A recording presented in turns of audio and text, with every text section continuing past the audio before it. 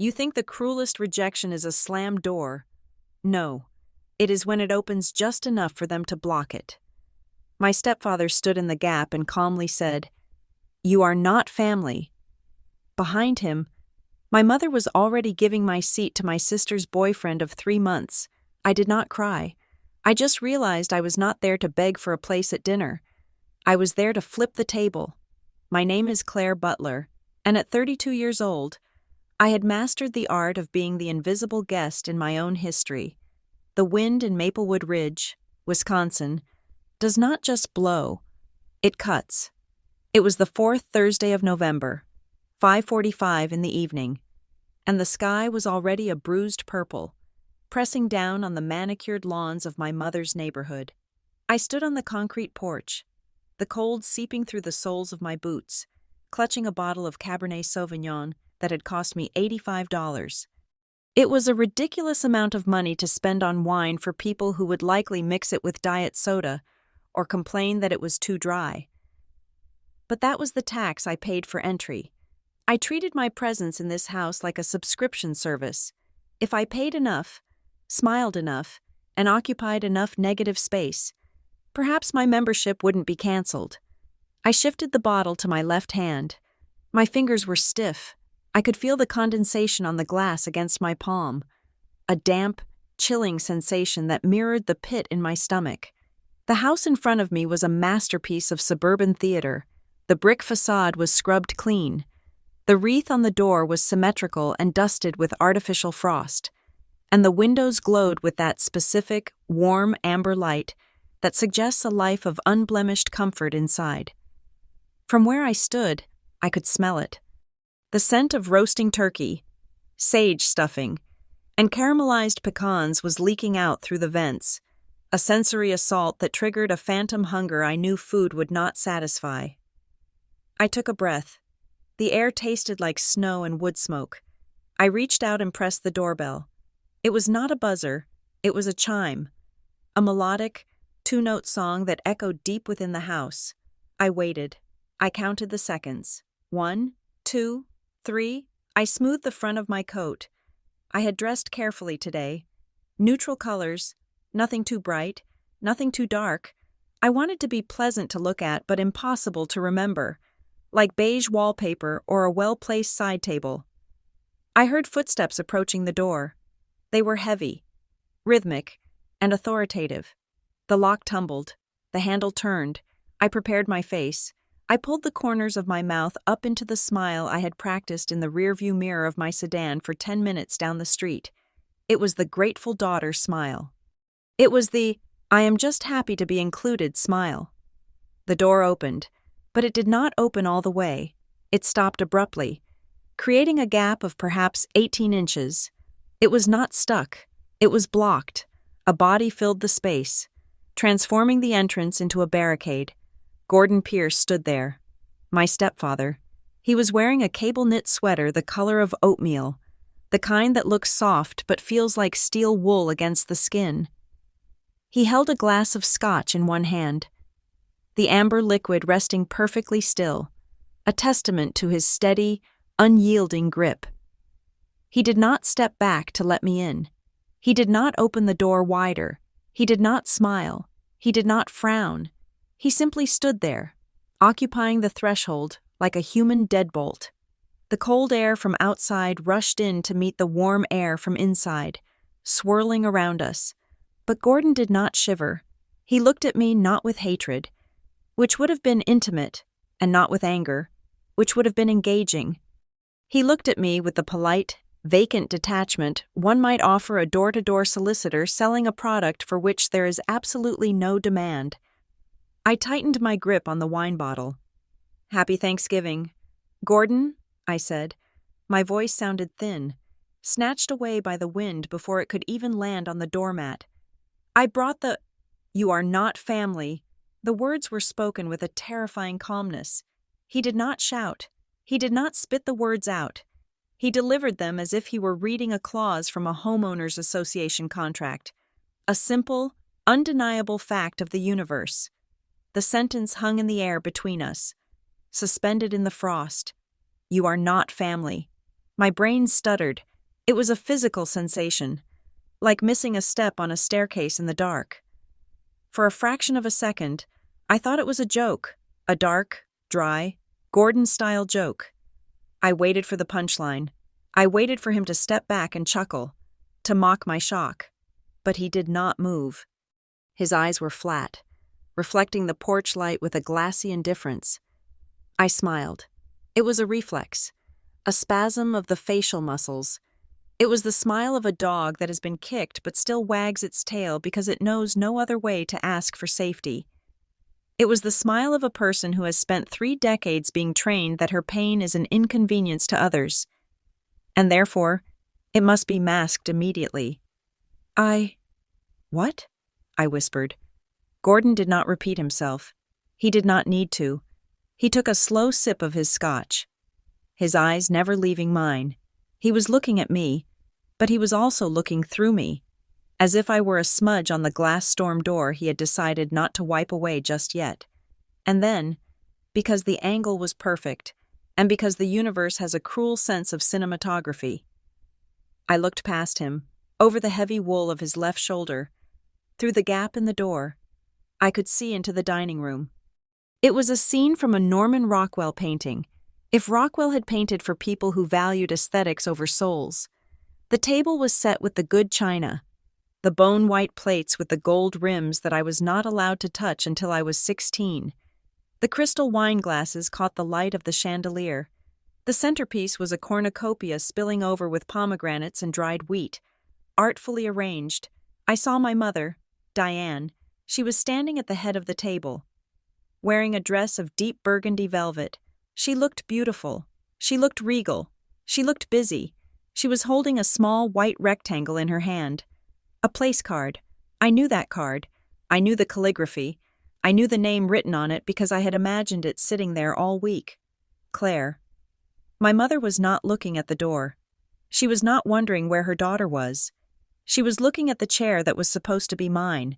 It was the third chair on the left, near the sideboard. With a fluid, graceful motion, the kind of movement she usually reserved for arranging flowers or dismissing waitstaff, she picked up the place card bearing my name. She did not hesitate. She did not pause to look at it with regret. She simply collapsed it in her hand, crushing the stiff cardstock, and slipped it into the pocket of her dress like a used tissue. Then, she looked up. She looked across the room, past the candlelight, and smiled. It was a genuine smile, a warm smile, the kind of smile I had tried to buy with an $85 bottle of wine. "Evan, honey," she called out.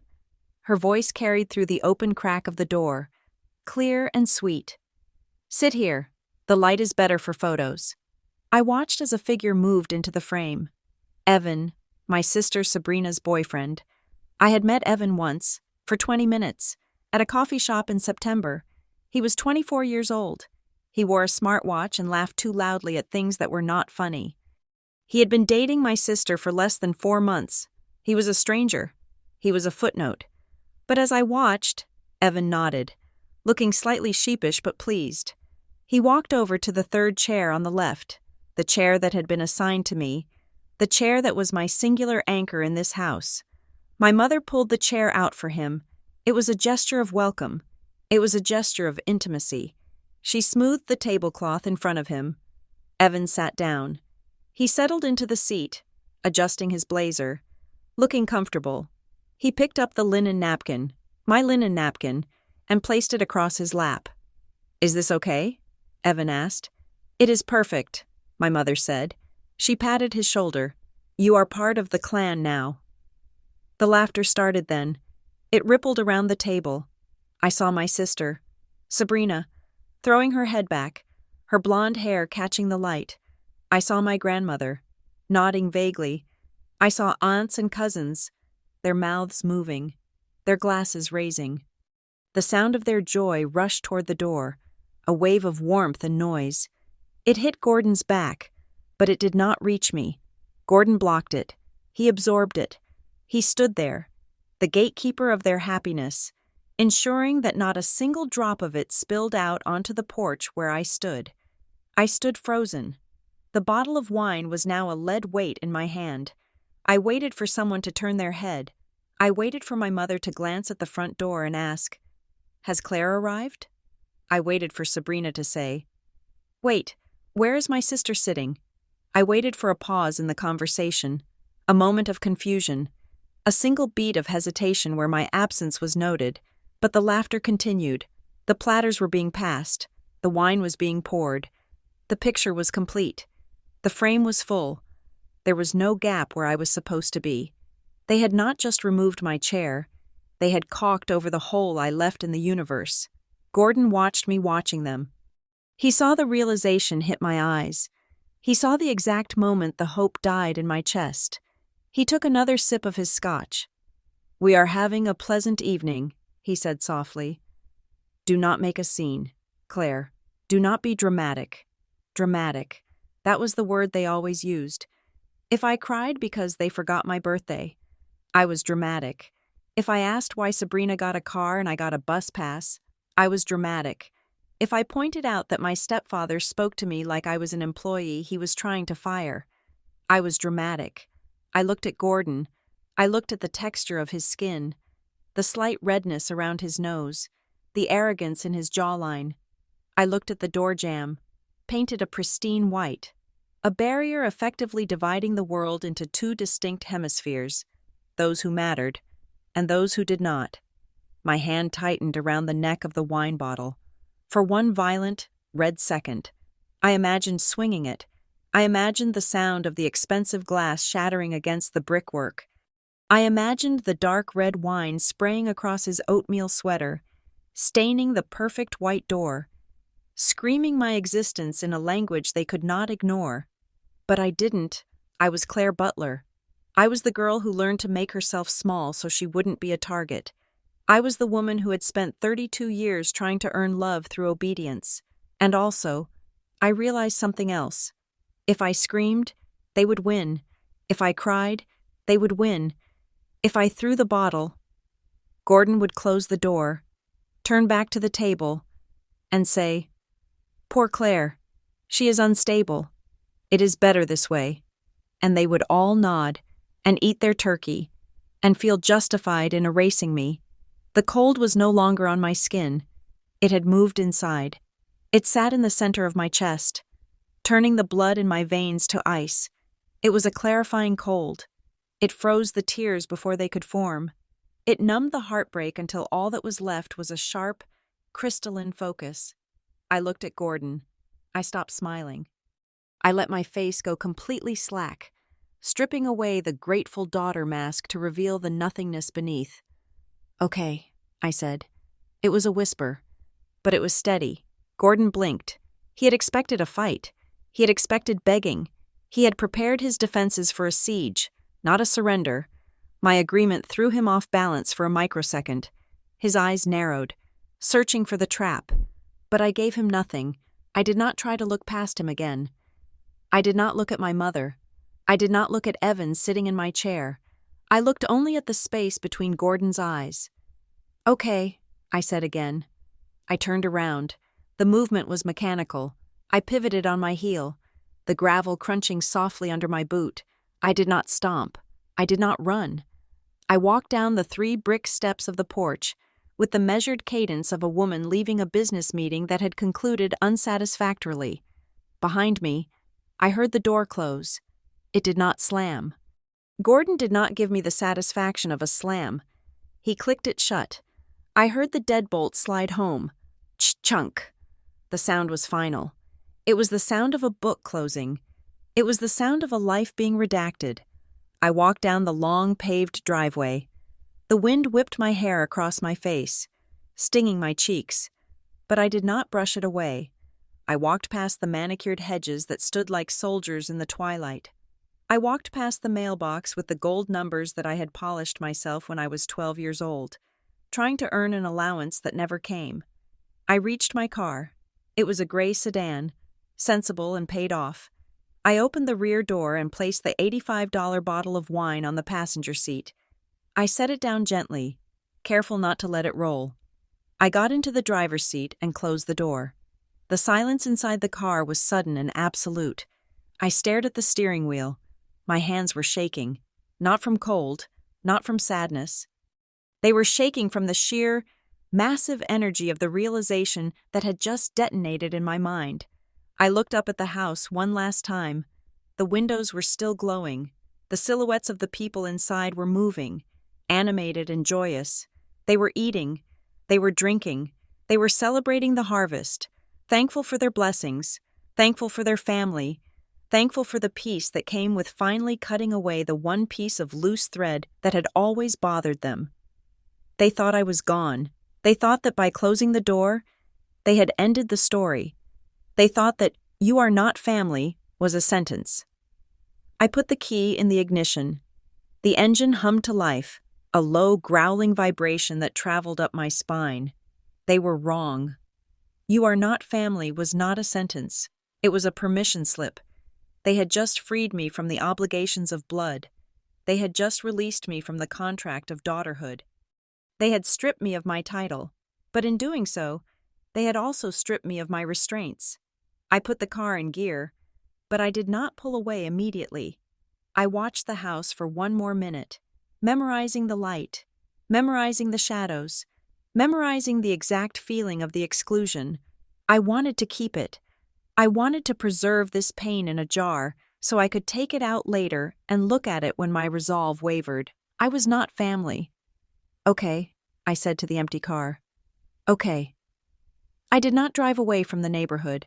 I drove to the end of the block, turned the corner, and pulled into the dark spot beneath the old oak tree where the streetlights didn't reach.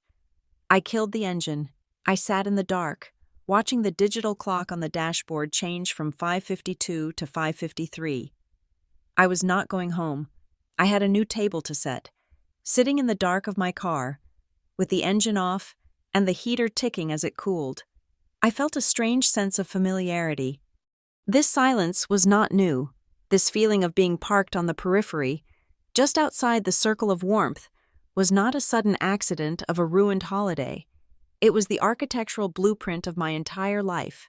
I was never the child who was celebrated. I was the child who was tolerated. There is a distinct difference, one that you learn to feel in your bone marrow before you even know how to spell the words. A celebrated child walks into a room and the energy lifts. A tolerated child walks into a room and the energy tightens, as if everyone is suddenly worried about where to put their elbows. My mother, Diane, had a memory that operated like a steel trap, but only for my failures. She could recall with high-definition clarity the time I dropped a tray of appetizers at her boss's retirement party when I was 12. She could quote, word for word, the sarcastic comment I made about her perm in 1999. She curated these moments like a museum of my inadequacy. But my achievements? They were treated like weather reports, mildly interesting, completely impersonal, and instantly forgotten. I remembered coming home my sophomore year of college. I had made the dean's list. I had worked 2 jobs to pay for my own books, so I wouldn't have to ask her for money. I put the letter on the kitchen counter, right next to the fruit bowl. Diane had glanced at it while chopping celery. "Well," she had said, not looking up, "that is what you are supposed to do. Claire, you do not get a parade for doing what is expected." 2 hours later, Sabrina came home. She had managed to not fail her driving test on the 3rd attempt. Diane had shrieked. She had wiped her hands on her apron and hugged Sabrina until they both swayed in the middle of the kitchen. We went out for dinner that night to celebrate. I sat in the back seat, clutching my dean's list letter in my pocket until the paper turned soft and damp. Learning the lesson that would define the next decade of my life. Excellence is a baseline for some, and a miracle for others. Sabrina was the sun. She burned bright. She was hot to the touch, and everything revolved around her gravity. If Sabrina cried, the house stopped. The television was muted. Discussions were held. Tissues were fetched. Her tears were treated as a crisis that required immediate family intervention. If I cried, I was told to go to my room until I could compose myself. My emotions were viewed as hygiene issues, something messy that should be taken care of in private, like brushing one's teeth or trimming one's toenails. And then came Gordon. Gordon Pierce did not bring abuse in the traditional, cinematic sense. He did not throw plates. He did not raise a hand. He brought something far more suffocating. He brought optics. When he married my mother, he viewed our chaotic, three-person unit not as a family to be nurtured, but as a small business that needed restructuring. He liked clean lines. He liked predictable outcomes. He liked things to look good in the annual Christmas newsletter. Sabrina, with her blonde curls and her helpless charm, fit his aesthetic. She was the adorable liability he could rescue and dote upon.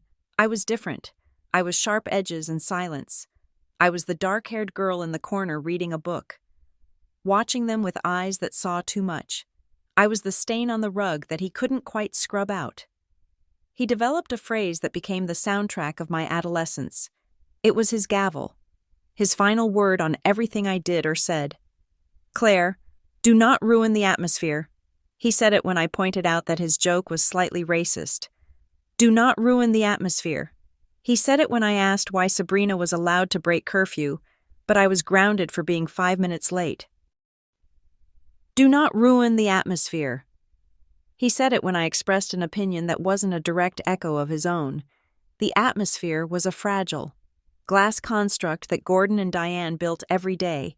It required total compliance to maintain. It required us to pretend that we were the happy, upper-middle-class family on the cereal box. My existence, with my inconvenient memory and my refusal to constantly smile, was a threat to that glass. So, I adapted, or at least, I tried to. I grew up, and I turned my trauma into a career. I went to work for Vantage Veil Audits. It is a private firm, terrifyingly efficient, and we specialize in forensic accounting and record control. It was the perfect job for a girl who had spent her life analyzing the shifting moods of her parents. At Vantage Veil, being obsessive was not a flaw. It was a billable skill. I learned to look at a stack of papers and see the story they were trying to hide. I learned that people lie, but math does not. I learned that if you look at a ledger long enough, the truth will eventually float to the surface like oil on water. I spent 10 years sitting in gray conference rooms, finding the missing zero, the hidden transfer, the ghost employee. I became an expert in the details that everyone else ignored. I thought that if I became successful, if I became undeniable, my family would finally grant me a seat at the table. I thought if I made enough money, bought the right clothes, and brought the right wine, the dynamic would shift. I was a fool. The exclusion just became more sophisticated. It shifted from, "Go to your room," to, "Oh, we assumed you were busy." I remembered my 29th birthday. I had waited all week for a call. By 7 in the evening, I had convinced myself that they were planning a surprise. I drove to their house, my heart hammering with a pathetic, childish hope. The driveway was empty. The house was dark. I called my mother. She answered on the third ring, and I could hear the noise of a restaurant in the background. "Mom?" I had asked. "Oh, Claire," she said, her voice breezy and light. We decided to take a spontaneous trip to the lake house with the Petersons. The weather was just too good to waste. "It is my birthday," I said. There was a pause, a silence that cost me more than any therapy session. "Oh, honey," she sighed, a sound of mild exasperation. "You know we are not good with dates. Why didn't you remind us? You are always so independent. We figured you had plans." I was the one who had to remind them to love me. That was the rule. I sat in my car that night, 3 years ago, and I ate a gas station sandwich for my birthday dinner. I told myself it was fine. I told myself they were just scatterbrained. I told myself that if I was just a little more proactive next time, a little more pleasant, a little less demanding, it would be different. I spent my 20s shrinking. I folded myself into smaller and smaller shapes, trying to fit into the tiny gaps they left for me. I spoke less. I agreed more. I bought better gifts. I became the perfect, low-maintenance daughter. I became a piece of furniture, functional, present, but voiceless. I thought the problem was me. I thought I was too loud, too needy, too much. I thought that if I could just sand down my rough edges, I would finally slide smoothly into the family portrait. But sitting under the oak tree tonight, with the ghost of Gordon's "You are not family" ringing in my ears. The final piece of the audit clicked into place. I looked at the facts. I reviewed the data points of my life. The time they forgot to tell me my grandfather was in the hospital until he was already discharged. The time Gordon cropped me out of the vacation photo because the composition was off balance. The time Diane gave my old room to Sabrina for a crafting space without even asking if I wanted my childhood books. It was not negligence. It was not forgetfulness. It was a systematic, deliberate campaign of erasure. They did not hate me because I was difficult. They hated me because I was a witness. I was the only one who remembered who they were before the money and the country club memberships. I was the only one who didn't buy the myth of their perfection. And because of that, I could never be part of the atmosphere. I looked at my hands resting on the steering wheel.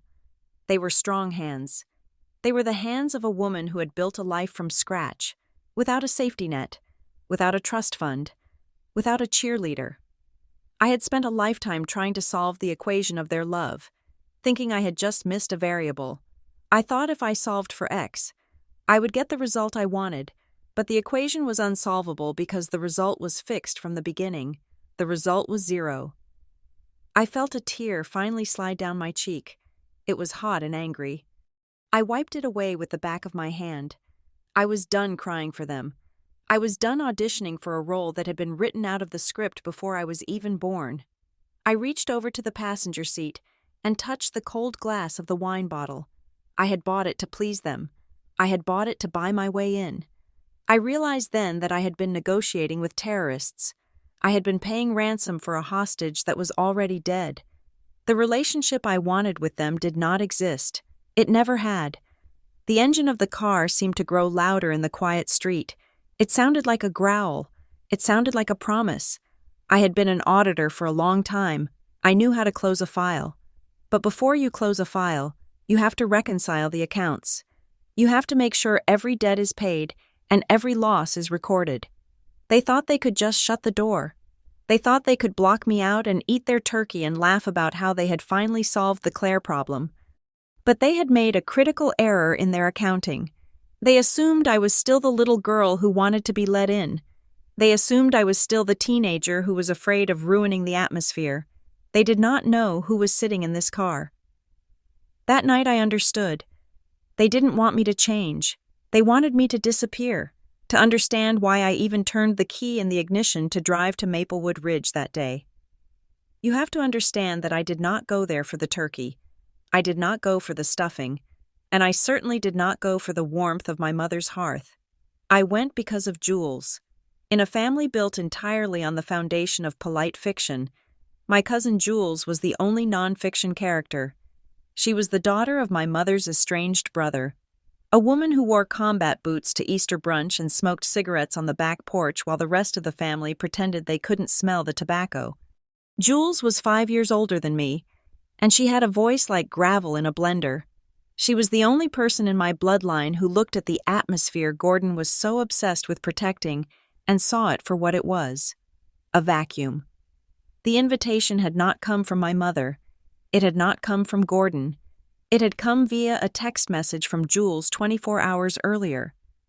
I had been standing in my kitchen, staring at a can of organic tomato soup. It was Wednesday night. The apartment was quiet. I was wearing oversized sweatpants and contemplating the merits of spending Thanksgiving alone with a bottle of vodka and a marathon of true crime documentaries. It felt safer. It felt like peace. Then my phone buzzed on the granite counter. "You coming tomorrow?" It was Jules. No greeting, no emojis, just the question. I picked up the phone and typed back, "Thinking about skipping. Do not have the energy for the show."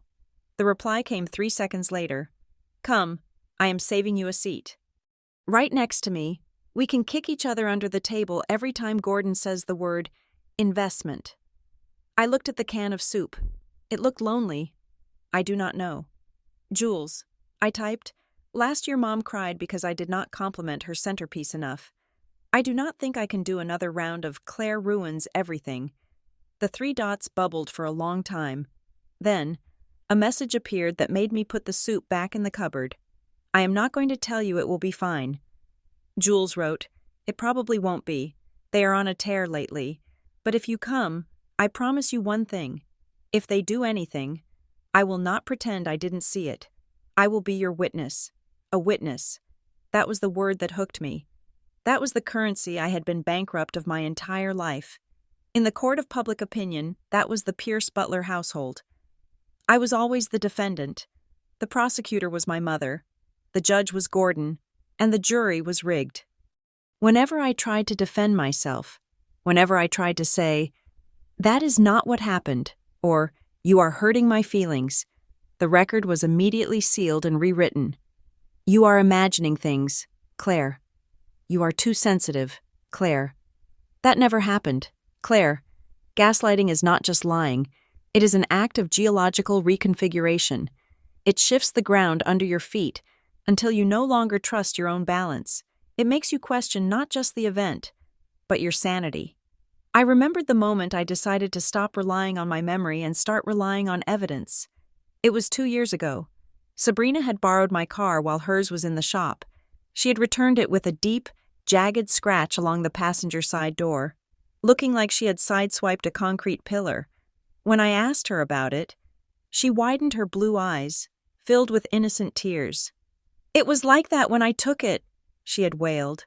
"How can you blame me? You are always trying to make me look bad." My mother had stormed in. "Claire, really? Accusing your sister over a scratch? You probably did it yourself and forgot. You are always so careless." "I did not do it," I had said, my voice shaking. "I have pictures from yesterday." "You are lying," Sabrina had snapped, her voice turning from victim to viper in a nanosecond. "You always play the victim. It is pathetic." "You always play the victim." That sentence had burned itself into my frontal lobe. It was the ultimate weapon. By accusing me of playing the victim, they absolved themselves of ever creating one. That night, 2 years ago, I did not argue. I walked out to my car, took a photo of the scratch, and then I went to the security camera footage from my apartment complex. I downloaded the clip showing my car leaving in pristine condition and returning with the damage. I did not show it to them. What was the point? They would just say the camera angle was deceptive. Instead, I created a folder on my laptop. I named it Receipts. From that day forward, I became an archivist of my own abuse. It was a cold, clinical habit, but it kept me sane.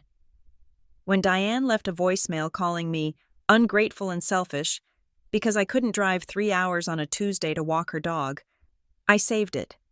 When Gordon sent an email outlining my financial inadequacies, despite the fact that I earned more than him, I saved it.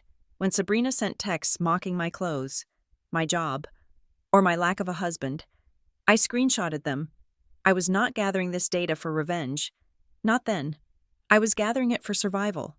I needed to be able to open that folder late at night, look at the timestamps, listen to the audio files, and whisper to myself, "You are not crazy.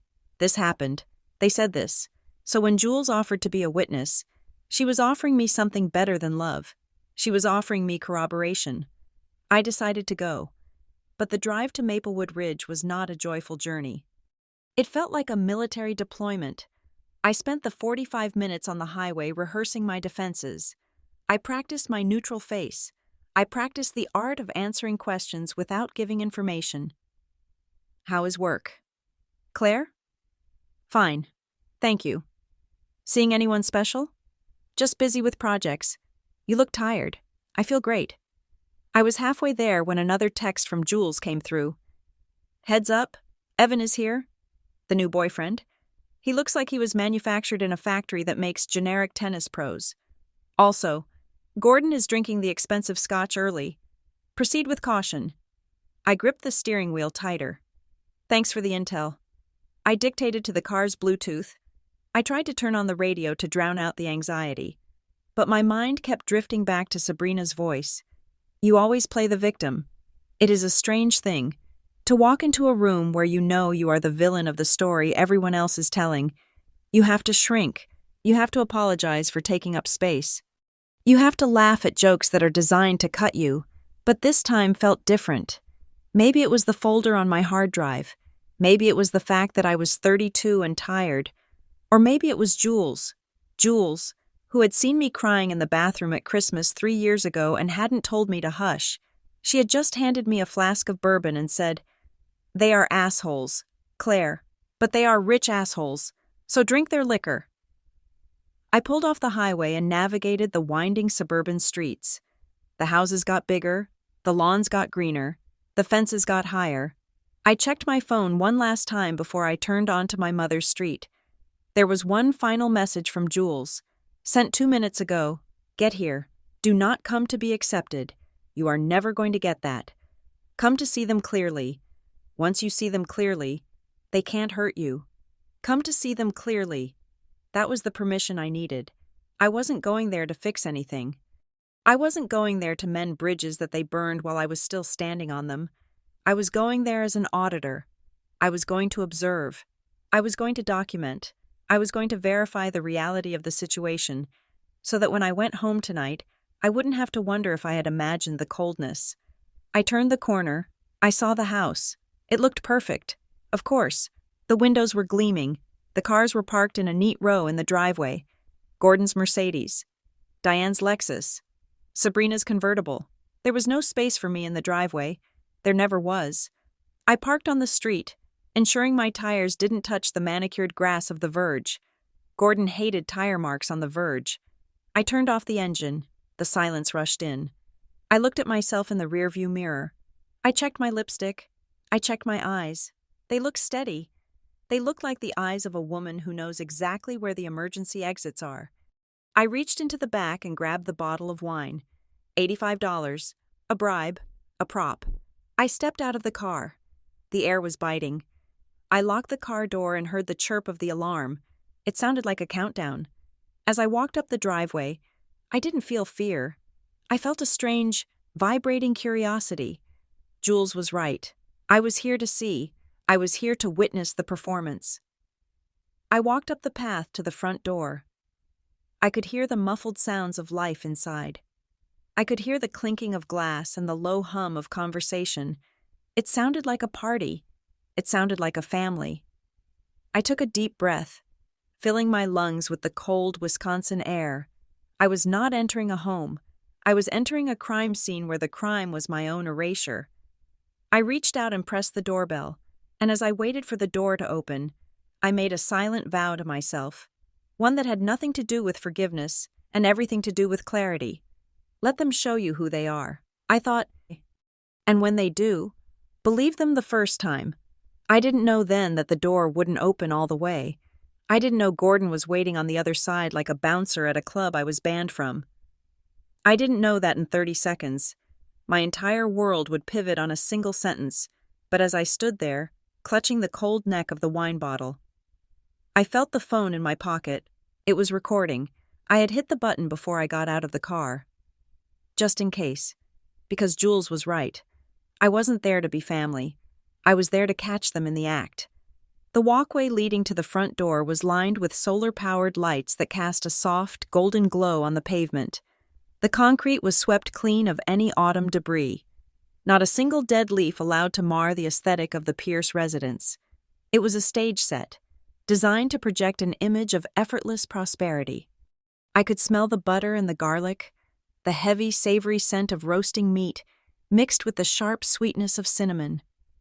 It was the smell of safety, weaponized against me. Before I reached the porch, I stopped. The living room drapes were drawn, but the dining room curtains were open. It was a deliberate choice. I knew. Gordon liked the neighbors to see the chandelier. He liked the street to see the gathering. It was a display of abundance. I stepped off the path, my boots sinking slightly into the mulch of the flower beds, and moved toward the window. I needed to see the board before I made my move. The table was magnificent. It was extended to its full length, covered in a cloth the color of heavy cream. There were crystal goblets at every setting. Catching the flicker of the tapered candles, I counted the heads. There was my grandmother, Marjorie, looking frail and bird-like in her pearls. There was my aunt, checking her phone under the table. There was Jules, looking distinctly uncomfortable. her eyes darting toward the door as if she were waiting for a bomb to go off. And there were the empty spaces. There was one chair at the head of the table for Gordon. There was one chair at the foot for Diane. And there was one chair on the left side, squeezed between Jules and the sideboard. My chair. It was empty. Inside the house, the air looked warm. People were moving with that languid, easy grace of those who belong. I watched my mother walk into the room carrying a silver gravy boat. She said something that made Sabrina laugh.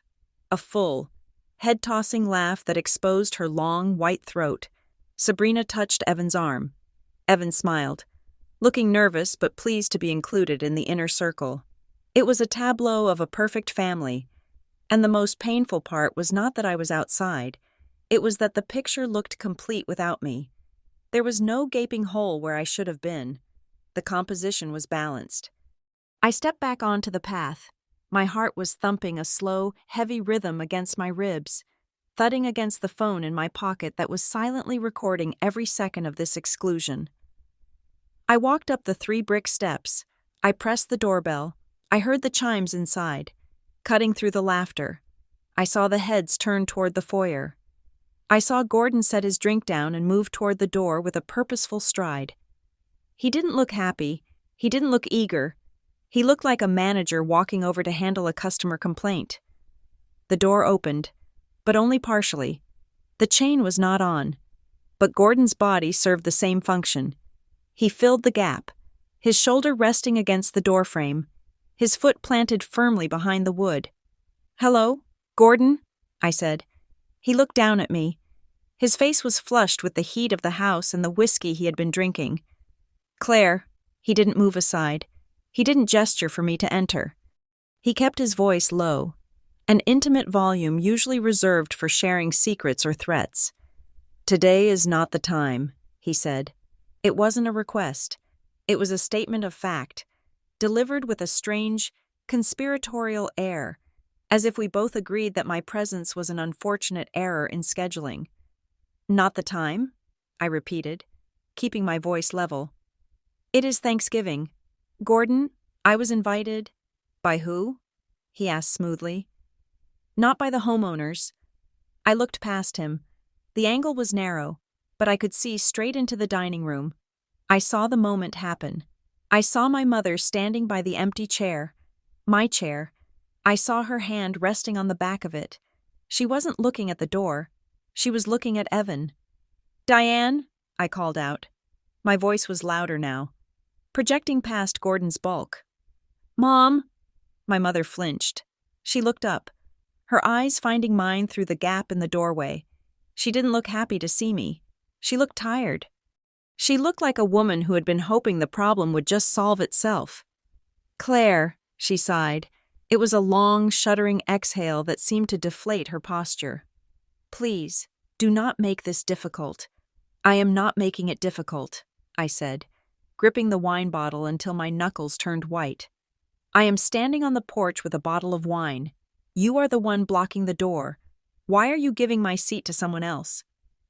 I saw her hand tighten on the wood of the chair. She looked at Evan, then back at me. "Evan is a guest," she said, her voice taking on that defensive, martyr-like tone I knew so well. "We did not want him to feel crowded. We needed the space." "You needed the space," I echoed. "So you removed me?" Sabrina popped her head into the frame. She was holding a glass of champagne. Her cheeks were pink. She looked at me standing in the cold, and then she looked at Gordon blocking the way. And a small, tight smile touched her lips. "Oh, come on.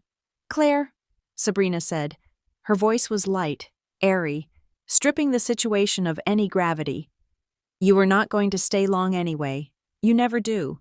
You always have some work thing, or you get a migraine, or you just sit there judging us until you leave.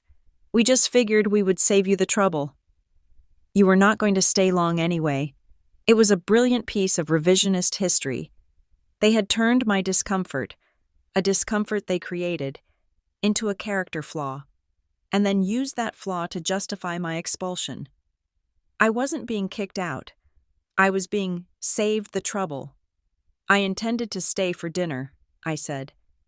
"Well, Gordon said, his voice hard now. Plans change. Inside the room, the silence had spread. The laughter had died. Everyone was watching now. Jules was staring at her plate, her jaw clenched. My grandmother looked confused. And then there was Evan. He was standing next to the chair, looking between my mother and the door. He looked like a man who had walked into a play in the second act and didn't know his lines. He looked at the name card my mother had just crumpled. He looked at me, shivering slightly in the wind. Diane, Evan said. His voice was hesitant. Are you sure? I can sit in the living room, or we can bring in a folding chair.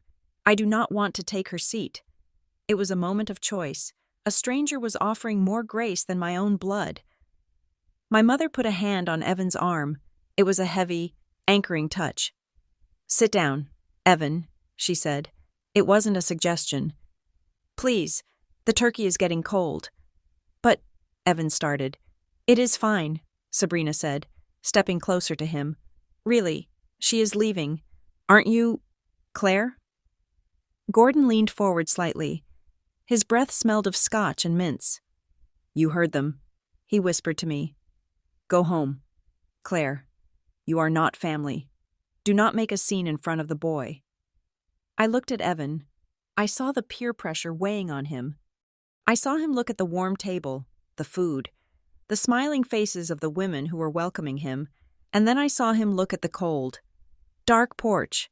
Human nature is a predictable thing. Most people, when given the choice between awkward bravery and comfortable compliance, will choose comfort. Okay, Evan mumbled. He pulled the chair out. The sound of the wooden legs scraping against the hardwood floor was loud. Scrum. It was a harsh, vibrating sound. To me, it didn't sound like a chair moving. It sounded like a heavy bolt sliding into place. It sounded like a lock turning from the inside. He sat down. He filled the space. The gap in the table was gone. My mother smiled at him, relieved. She turned her back to the door. She picked up the wine bottle on the table and began to pour. Gordon looked at me with a finality that was almost triumphant. He didn't slam the door immediately. He waited. He wanted me to see it. He wanted me to see the back of my mother's head. He wanted me to see my sister laughing as she took her seat. He wanted me to see the circle close without me inside it. Good night, Claire, he said. I didn't scream.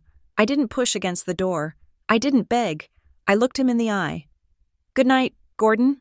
I nodded once. It was a sharp, concise movement. He closed the door. The latch clicked. I stood there for a moment, staring at the white wood. The barrier was physical now, not just emotional. I was alone on the porch. The wind had picked up, rattling the dry leaves in the gutters. I turned around. I walked down the steps. 1, 2, 3. I walked down the driveway. I could feel the eyes of the neighborhood on me. Or maybe it was just my own paranoia. I felt exposed. I felt flayed open. I reached my car and opened the door. I slid into the driver's seat. The leather was freezing. I placed the wine bottle on the passenger seat next to me. I started the engine. I should have driven away. I should have driven back to the city, ordered a pizza, and cried myself to sleep. That is what the old Claire would have done. The old Claire would have retreated to lick her wounds, but I didn't drive to the highway. I put the car in drive and rolled slowly down the street. I passed the mailbox. I passed the neighbor's house. At the end of the block, the road curved to the right, leading out of the subdivision. To the left, there was a small cul-de-sac that backed up to the woods bordering my parents' property. I turned left. I drove 50 yards and pulled the car over to the curb, parking under the deep shadow of an elm tree. From here, I couldn't see the front of their house, but through the bare branches of the winter trees, I could see the glow of their dining room windows in the distance. I killed the lights. I killed the engine. I wasn't leaving. I picked up my phone. I stopped the recording. I saved the file. Then, I opened a new message thread. They thought the night was over because they had closed the door. They didn't realize that by closing the door, they had trapped themselves inside with the truth. I wasn't going anywhere. I had a front row seat, and the show was just beginning. I reached over to the passenger seat and placed the $85 bottle of Cabernet Sauvignon down on the leather cushion. I did it gently.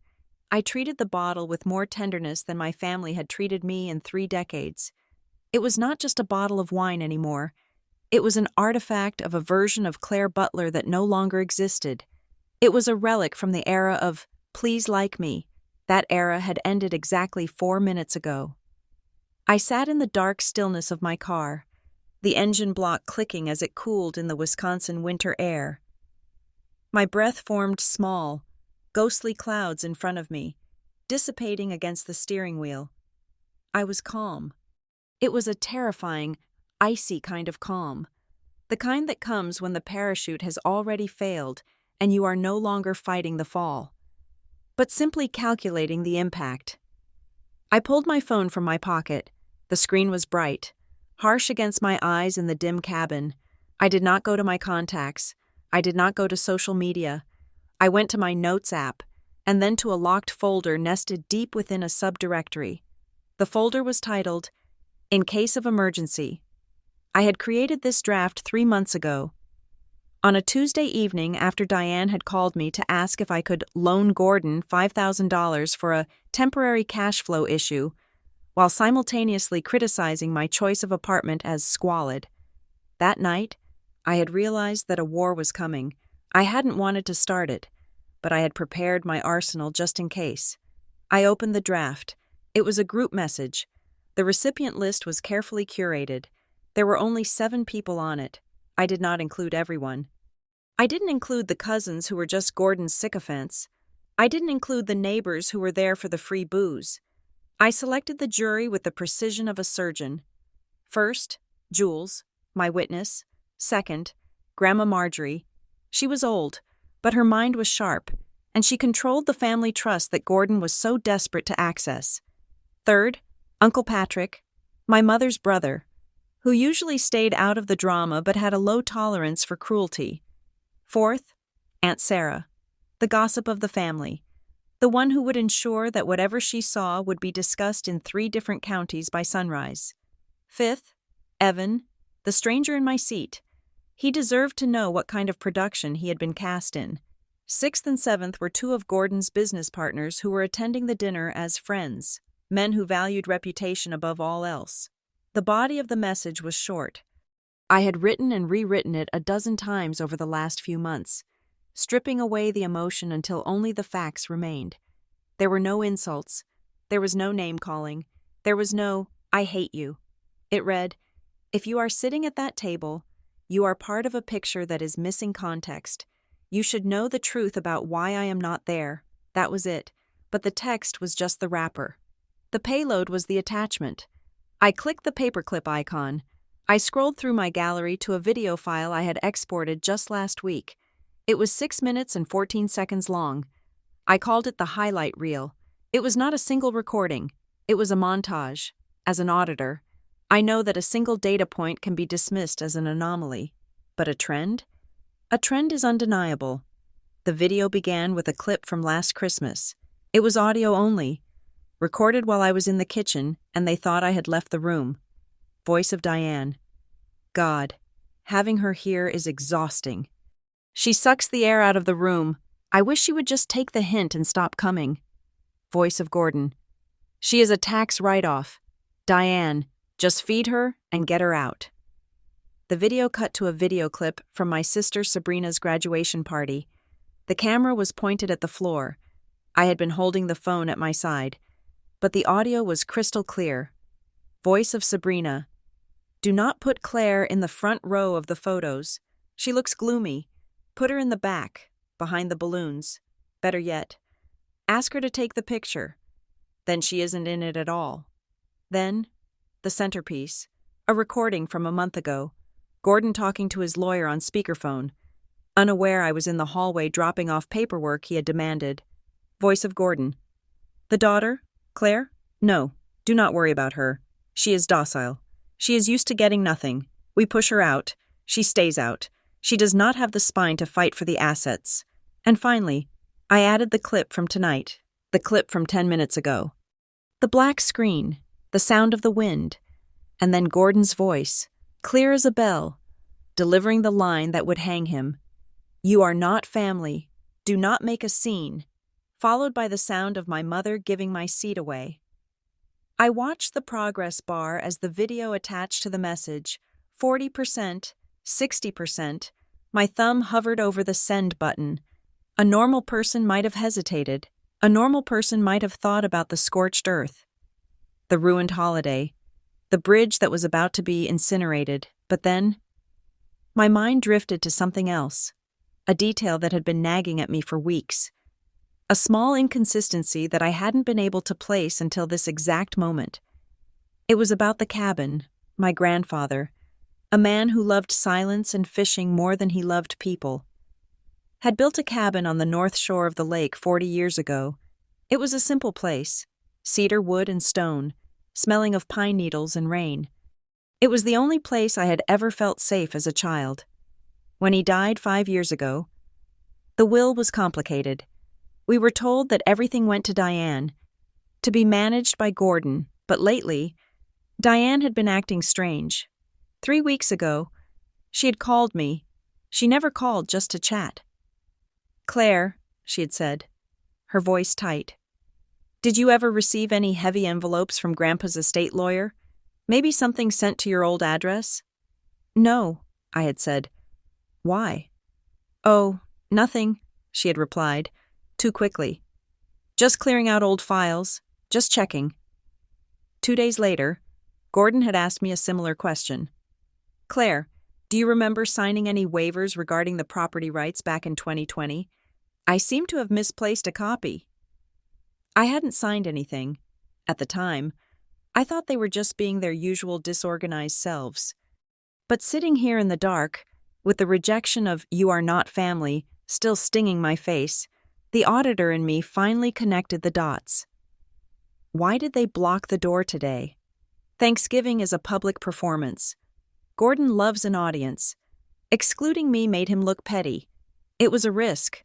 Why take the risk? Why not just let me sit there, eat my turkey, and ignore me like usual? Unless my presence itself was a danger. Unless there was something on that table they didn't want me to see, or something they needed to do that required my absence. I closed my eyes and visualized the date. November 27th. The end of the fiscal year was approaching. If they were trying to sell the cabin, and I knew Gordon was desperate for cash because I had seen the collection notices he tried to hide in the trash, they would need a clean title. If Grandfather had left the cabin to his descendants rather than just his daughter, that meant a tenancy in common. That meant I owned a piece of it. Even a small piece, even 1%. And you cannot sell a property if one of the owners refuses to sign. My eyes snapped open. They weren't keeping me out because they hated me. They hated me, yes. But that wasn't the driver. Greed is always a stronger motivator than hate. They were keeping me out because they were closing a deal. I bet, if I walked into that room right now, there would be a stack of papers on the sideboard. I bet they were planning to tell the rest of the family that I couldn't be reached, that I had opted out, or that I had given verbal consent. They needed to get Grandma Marjorie's blessing, and they couldn't get it if I was sitting there saying, "I never agreed to this," Gordon had said. "Today is not the time," he meant. "Today is the day we cash out, and you are the obstacle." A cold, hard laugh escaped my lips.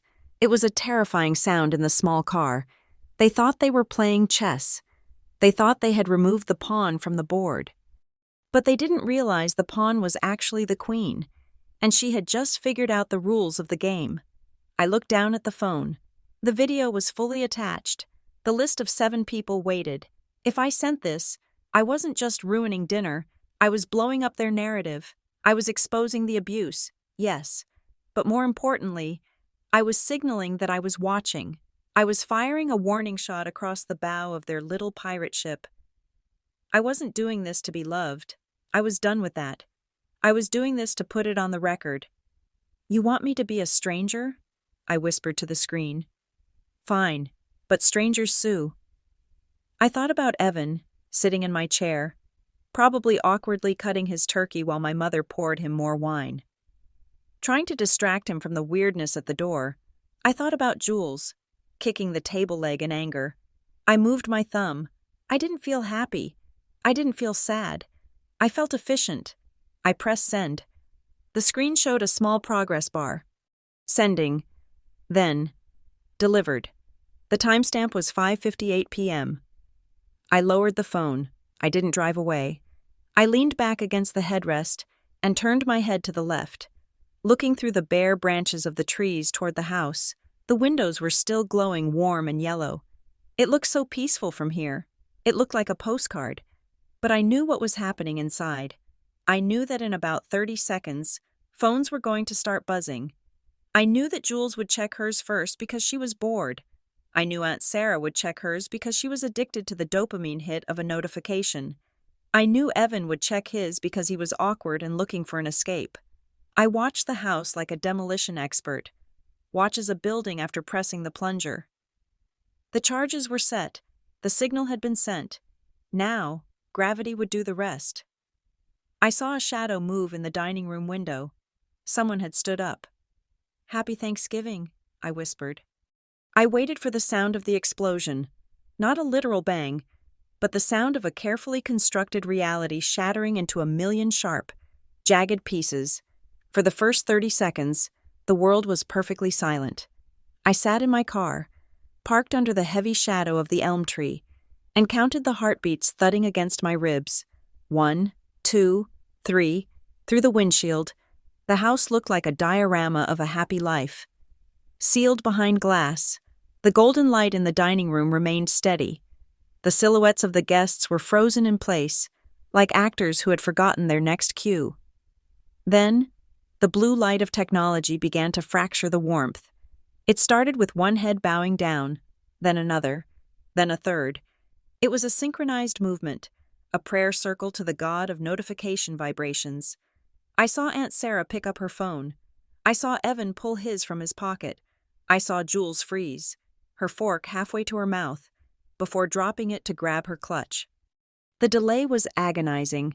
It takes time to download a 6-minute video file. It takes time for the brain to process that the voice coming from the tiny speaker is the same voice sitting at the head of the table. I rolled my window down an inch. The winter air hissed into the car, carrying the ambient noise of the neighborhood. I needed to hear it. I needed to hear the structure give way. The first sound was not a scream. It was a chair scraping violently against the hardwood floor. Then, the front door of the house flew open. It hit the exterior wall with a crack that echoed down the street. Whack! Jules burst onto the porch. She didn't look like she was leaving a dinner. She looked like she was escaping a burning building. Her face was flushed a deep, blotchy red. She was breathing hard, her chest heaving under her coat. She didn't go to her car. She just marched to the edge of the porch, gripped the railing, and stared out into the darkness, shaking her head. "Unbelievable!" she shouted. She wasn't talking to anyone. She was shouting at the universe. "Absolutely unbelievable." She fumbled in her pocket for her lighter, her hands trembling so hard she dropped it twice. Behind her, the dam broke, the hallway filled with movement. It was chaotic and jerky. The opposite of the smooth, choreographed exclusion they had performed on me 10 minutes earlier, my grandmother, Marjorie, appeared in the doorway. This was the first shock that made my breath catch. Grandma Marjorie was 80 years old. She moved with a cane. She moved slowly, and she never left a table before dessert. She was a woman who believed that decorum was the glue that held civilization together. For her to stand up in the middle of a Thanksgiving entree meant that the offense was not just personal, it was existential. She didn't look back. She walked past Jules, her cane clicking sharply on the brick. She looked frail, but her jaw was set in a line of granite. Behind her, Uncle Patrick, Sarah's husband, stumbled out, looking pale. He was muttering. The wind carried his voice to me. "Oh my God," he said. He sounded nauseous. "Oh my God." And then, the volume inside the house exploded. Gordon's voice came first. It was a roar. It wasn't the controlled, deep baritone he used for business meetings or for telling me I wasn't family. It was high, ragged, and terrified. "She is sick!" Gordon screamed. I could hear him clearly now, his voice projecting through the open door. She is mentally unstable. You are going to believe a recording made by a crazy woman? He appeared in the foyer, his face purple. He was gesturing wildly, trying to herd people back into the dining room like cattle that had broken a fence. It is a fabrication, Gordon yelled. It is AI. You know what technology is like these days. She faked it. But the audio from the phones was still playing. It was a cacophony of echoes. I could hear my mother's recorded voice drifting out from 3 different devices, a ghostly chorus singing the truth over Gordon's lies. She sucks the air out of the room. Just feed her and get her out. Diane rushed to the door, grabbing Grandma Marjorie's arm. My mother was smiling, but it was a grotesque, stretched thing, a mask slipping off wet clay. "Mother, please," Diane said, her voice high and pitchy. "You are overreacting. It is taken out of context. You know how Claire is. She edits things. She cuts things to make us look bad." "Out of context?" The voice came from Aunt Sarah, who was standing just inside the door, holding her phone up like a crucifix. "Diane," Sarah said, and her voice was shaking. "I am listening to you say you wished she would disappear. I am listening to you laugh about it. What context makes that okay? Tell me, what is the context where you tell your husband to treat your daughter like a tax write-off?" "I was stressed," Diane cried, throwing her hands up. "It was a bad day. We were venting. Everyone vents." "We do not vent like that," Sarah said. She stepped past Diane, grabbing her coat from the rack. "We do not talk about our children like they are hazardous waste." Then came Sabrina. My sister appeared behind our mother.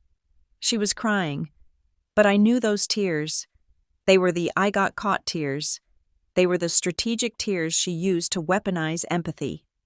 "She ruins everything," Sabrina sobbed, loud enough for the neighbors to hear.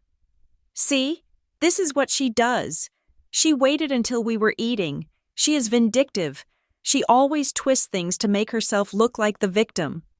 And then, as if the universe was directing the scene for maximum irony, someone's phone, maybe Evan's, maybe a cousin's, hit the timestamp of the video where Sabrina's voice cut through the air, clear and mocking. Put her in the back. Better yet, ask her to take the picture. Then she isn't in it at all. The recording of her voice overlapped with her real voice. The contrast was lethal. The Sabrina on the porch was the sobbing victim. The Sabrina on the tape was the cold, calculating director of my exclusion. The silence that followed that synchronization was heavier than the one before. Sabrina stopped crying. She looked around, realizing that her performance had just been debunked in real time. She froze. Then, a figure moved to the threshold. It was Evan. He was still holding his napkin. He looked like a man who had just woken up on a different planet. He looked at Gordon, who was panting with rage. He looked at Diane, who was picking at her cuticles, a nervous tic she hadn't shown in years. He looked at Sabrina, whose face was streaked with mascara. Evan stepped out onto the porch. He looked at the empty driveway where I should have been. He looked at the chair he had just vacated inside the house. He turned back to them. He didn't shout. He didn't look angry. He just looked profoundly confused. "Why?" Evan asked. It was a single word, but it landed like an anvil. "Why did you guys do that?" he asked again. She just wanted to have dinner. Why did you block the door?" "Evan, honey," Diane started, reaching for him. "You do not understand the family dynamic. It is complicated. Claire has issues." "No," Evan said, stepping back from her touch. "I heard the tape, Diane. It did not sound complicated. It sounded mean. It sounded really, really mean." He looked at the napkin in his hand, realized he was still holding it, and dropped it on the porch floor. It was a white flag of surrender. "I can't," Evan said. "I can't sit there. I can't eat that food knowing you kicked her out to make room for me. It makes me feel gross." "Evan!" Sabrina shrieked. "You are going to leave?" Because of her? I am leaving because of you, Evan said softly. He walked down the steps. He walked past Jules, who was lighting her second cigarette. He didn't look back. He walked straight to his car, a blue Honda parked 3 spaces down from where I was hiding. His departure broke the seal. It was a domino effect. Aunt Sarah took Uncle Patrick's arm and led him down the stairs. The 2 business partners Gordon had invited, men in expensive suits who valued discretion above all else, slipped out the side door, heads down, avoiding eye contact with anyone. They were rats fleeing a sinking reputation. Inside the house, I could see the table. It was abandoned. The candles were still burning, casting long, flickering shadows over the uneaten turkey and the cooling gravy. The napkins were crumpled on the seats. Grandma Marjorie was the last to descend the steps. She stopped in front of Gordon. Gordon was leaning against the doorframe, looking diminished. His sweater looked too big for him. The arrogant blockade who had told me I wasn't family was gone. In his place was a frightened man, watching his control evaporate. "Mother," Gordon said, "please, come back inside. We can discuss this." Grandma Marjorie looked at him. She didn't raise her voice. "You blocked the door," she said. Her voice was brittle. "My husband built this house with an open-door policy. You blocked it. To his granddaughter." "She is difficult," Gordon snapped, desperation leaking into his tone. "We were protecting the peace." "You were protecting a lie," Marjorie said, "and you made me a part of it. I will not forgive that." She turned and began the slow, painful walk to her car.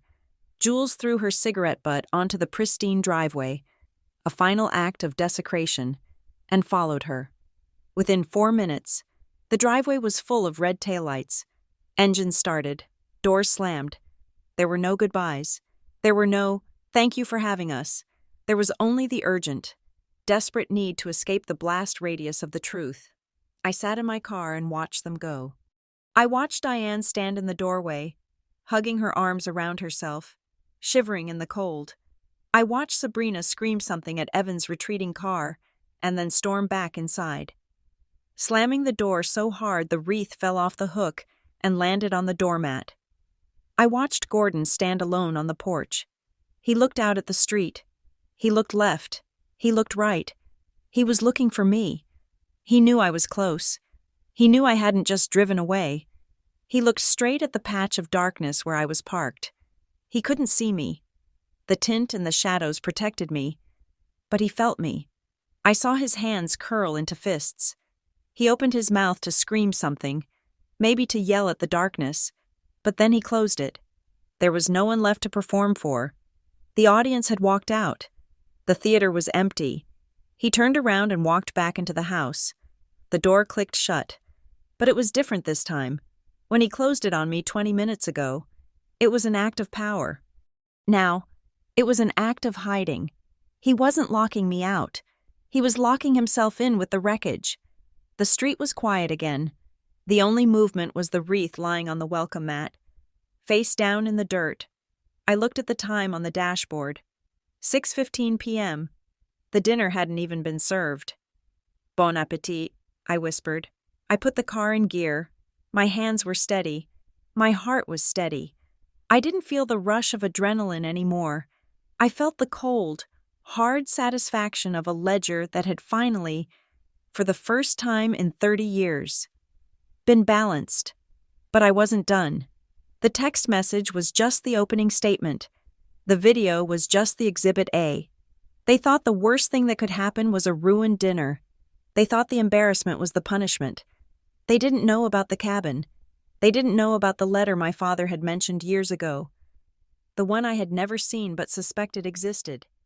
They didn't know that while they were scrambling to save their social standing, I was about to dismantle their financial one. I pulled away from the curb. I didn't turn my headlights on until I was at the end of the block. I drove slowly, disappearing into the night like a ghost, leaving them to sit at a table set for 12, eating bitterness for 2. The passenger door of my car was wrenched open, breaking the hermetic seal of silence I had built around myself. A blast of freezing wind, smelling of dead leaves and expensive perfume, rushed into the cabin, followed immediately by Jules. She threw herself into the seat, slamming the door shut with a force that shook the entire frame of the sedan. She didn't look like a woman who had just left a formal dinner party. She looked like someone who had just sprinted away from a crime scene before the police arrived. Her chest was heaving, and her hands were shaking so badly that she couldn't get her seatbelt to click. "Drive," she said, staring straight ahead at the dashboard. "Just drive around the block. I can't sit still." I didn't argue. I put the car in gear and eased away from the curb, letting the tires crunch softly over the gravel. I drove slowly, keeping the headlights off until we turned the corner, slipping away like a shadow. "Did you see his face?" Jules asked. Her voice was a mixture of incredulity and dark, twisted delight. "Did you see Gordon? He looked like he was having a stroke." I saw," I said quietly. "I was watching from the tree." Jules let out a short, sharp laugh that sounded more like a bark.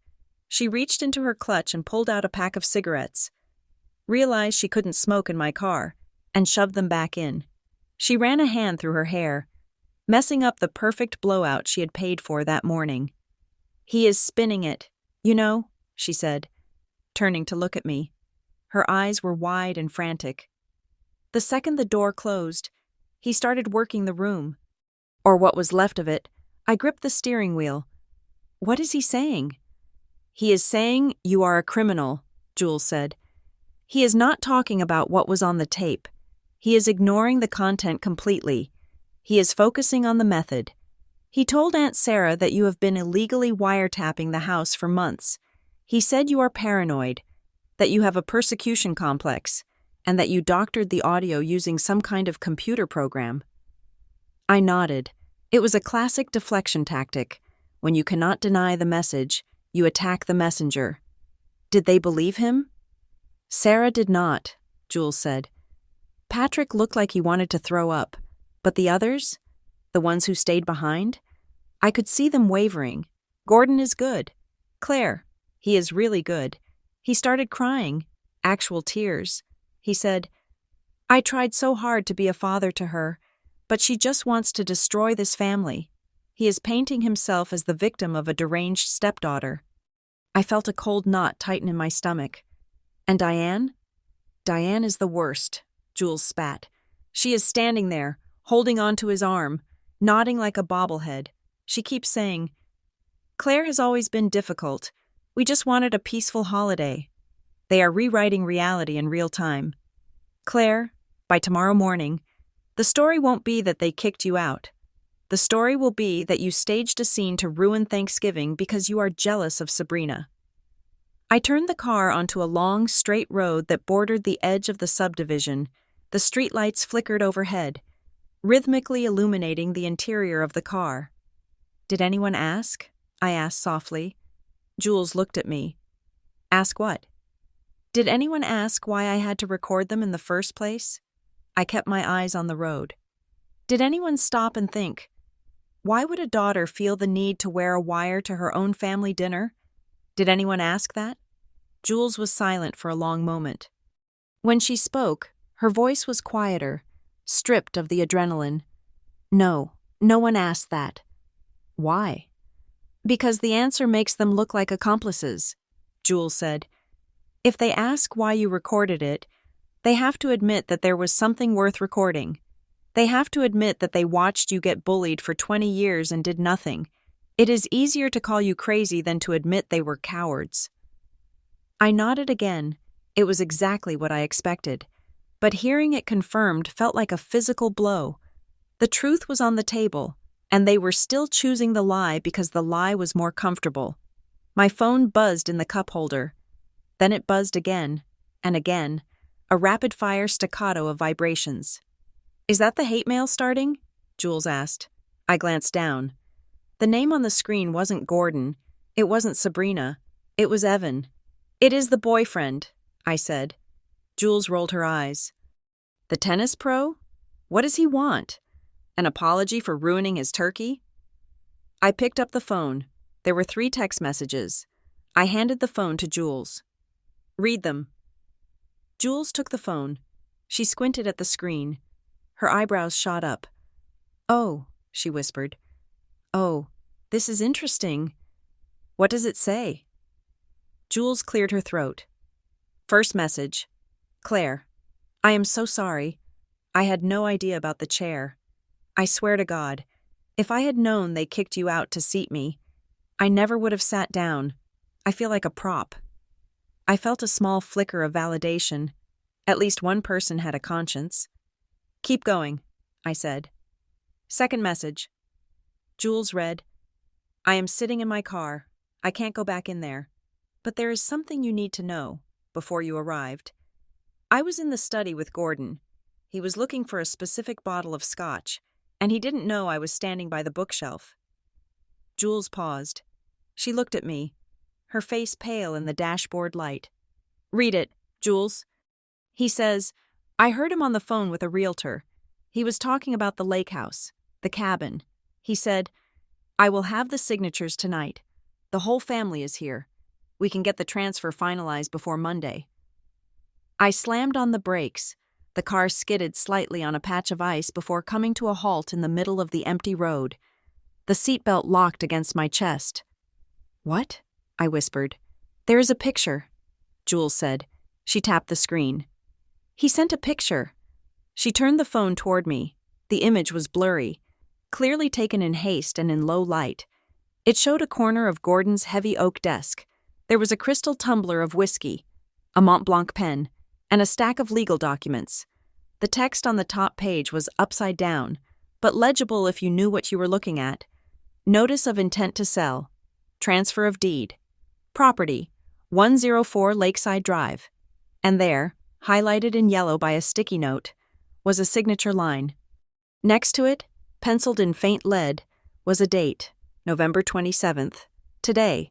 My brain shifted gears. The hurt daughter vanished. The rejected stepchild evaporated. In her place, the auditor stepped forward. The cold, analytical part of my mind that had spent 10 years hunting down corporate fraud woke up and took the wheel. I stared at the photo. The pieces of the puzzle slammed together with the force of a magnetic collision. They weren't blocking the door because they hate me, I said.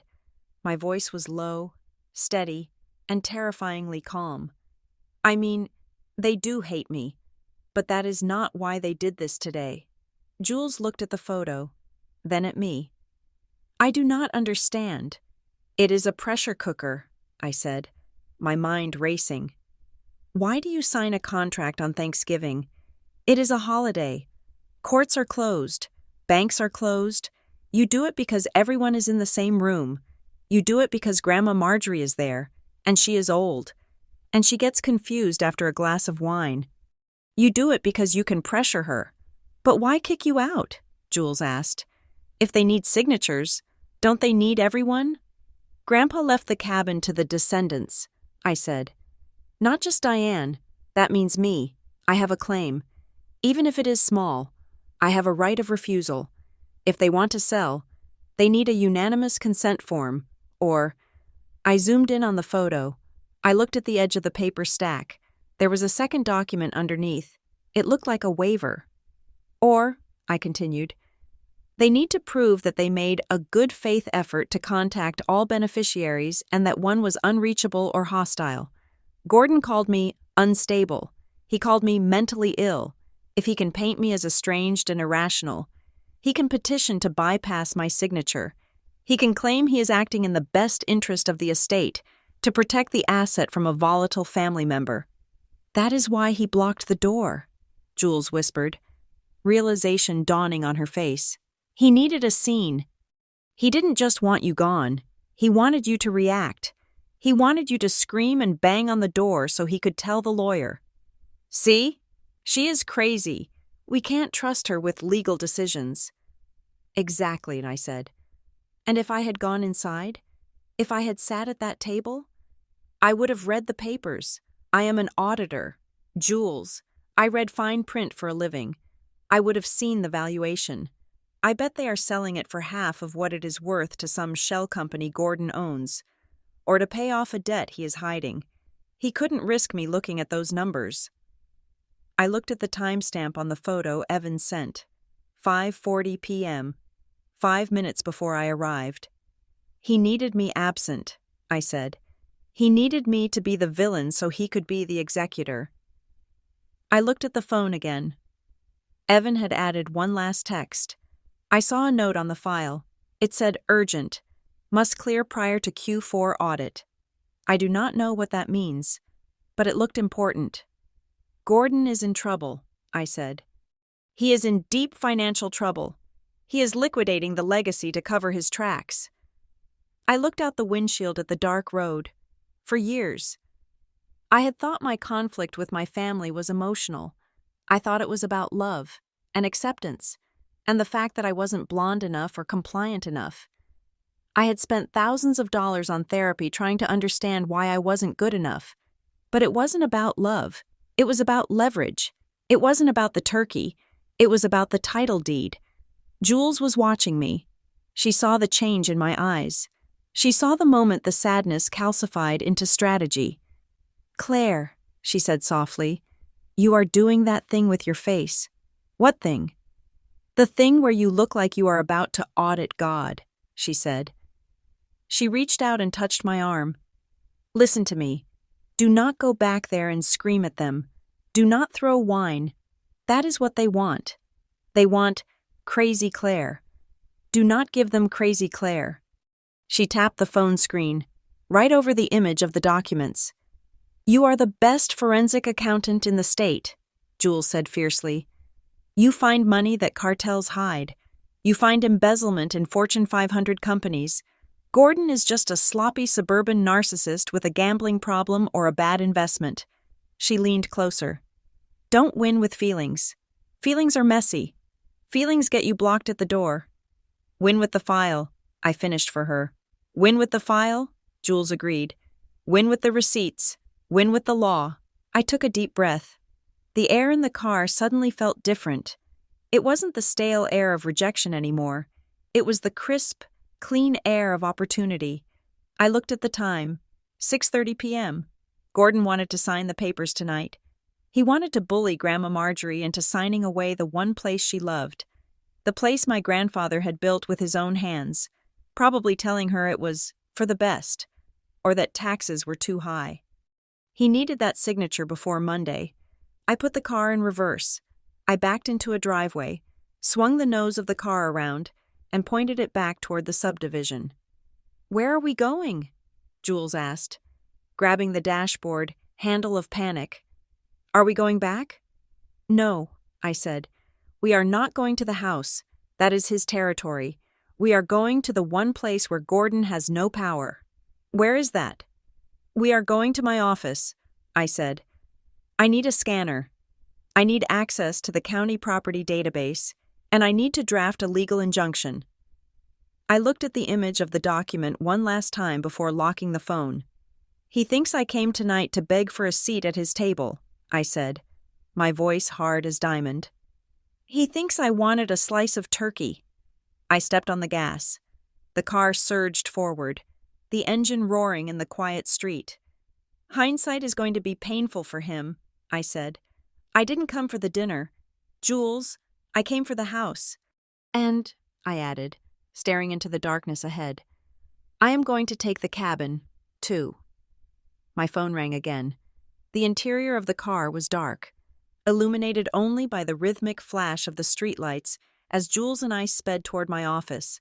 I looked down at the center console. The screen was lit up with a name I had not expected to see tonight. Patrick, my biological father. For a moment, I stared at the letters glowing on the screen.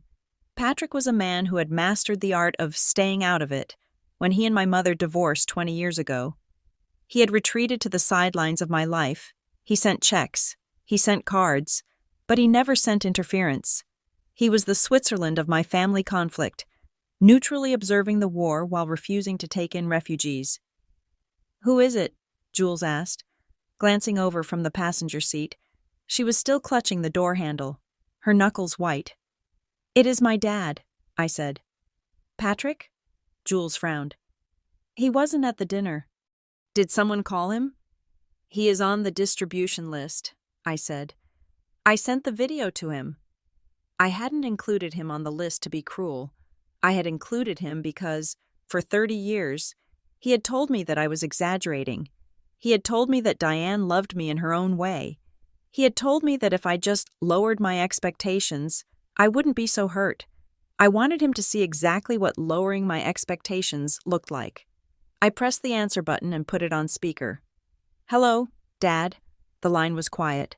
There was no background noise, no television, no traffic, just the heavy, ragged sound of breathing. "Claire," he said. His voice sounded wrecked. It wasn't the voice of the confident architect I knew. It was the voice of a man who had just watched his house collapse and realized he had built it on a sinkhole. "I am driving, Dad," I said, keeping my voice flat. "I can't talk long." "I watched it," he said. "I watched the whole thing, twice." I tightened my grip on the steering wheel. "And?" "I didn't know," he whispered. "I mean, I knew she was difficult. I knew she was critical. But I didn't know she was—" He trailed off, searching for a word. "Cruel?" I suggested. "Dismissive," he corrected. "It was the way she said it. Claire, in the video, the one from the kitchen." He was talking about the clip where Diane called me a tax write-off. "She sounded so bored," Patrick said, his voice cracking. "She called you a burden, and she sounded like she was talking about a broken dishwasher. There was no heat in it, no emotion, just disposal." I felt a lump rise in my throat, hot and sharp. That was the thing I had always tried to explain to him. Abuse isn't always screaming. Sometimes, the worst abuse is the complete absence of care delivered with a smile. "I tried to tell you," I said. "For years." "I know," he said. "I told you to be patient. I told you she was just stressed." He took a long, shuddering breath. "I was wrong. I was so wrong. Claire, I am sorry." I stared at the road ahead. The asphalt was a ribbon of gray in the darkness. "It is a little late for sorry. Dad, they locked me out." "I know," he said. "But that is not why I am calling.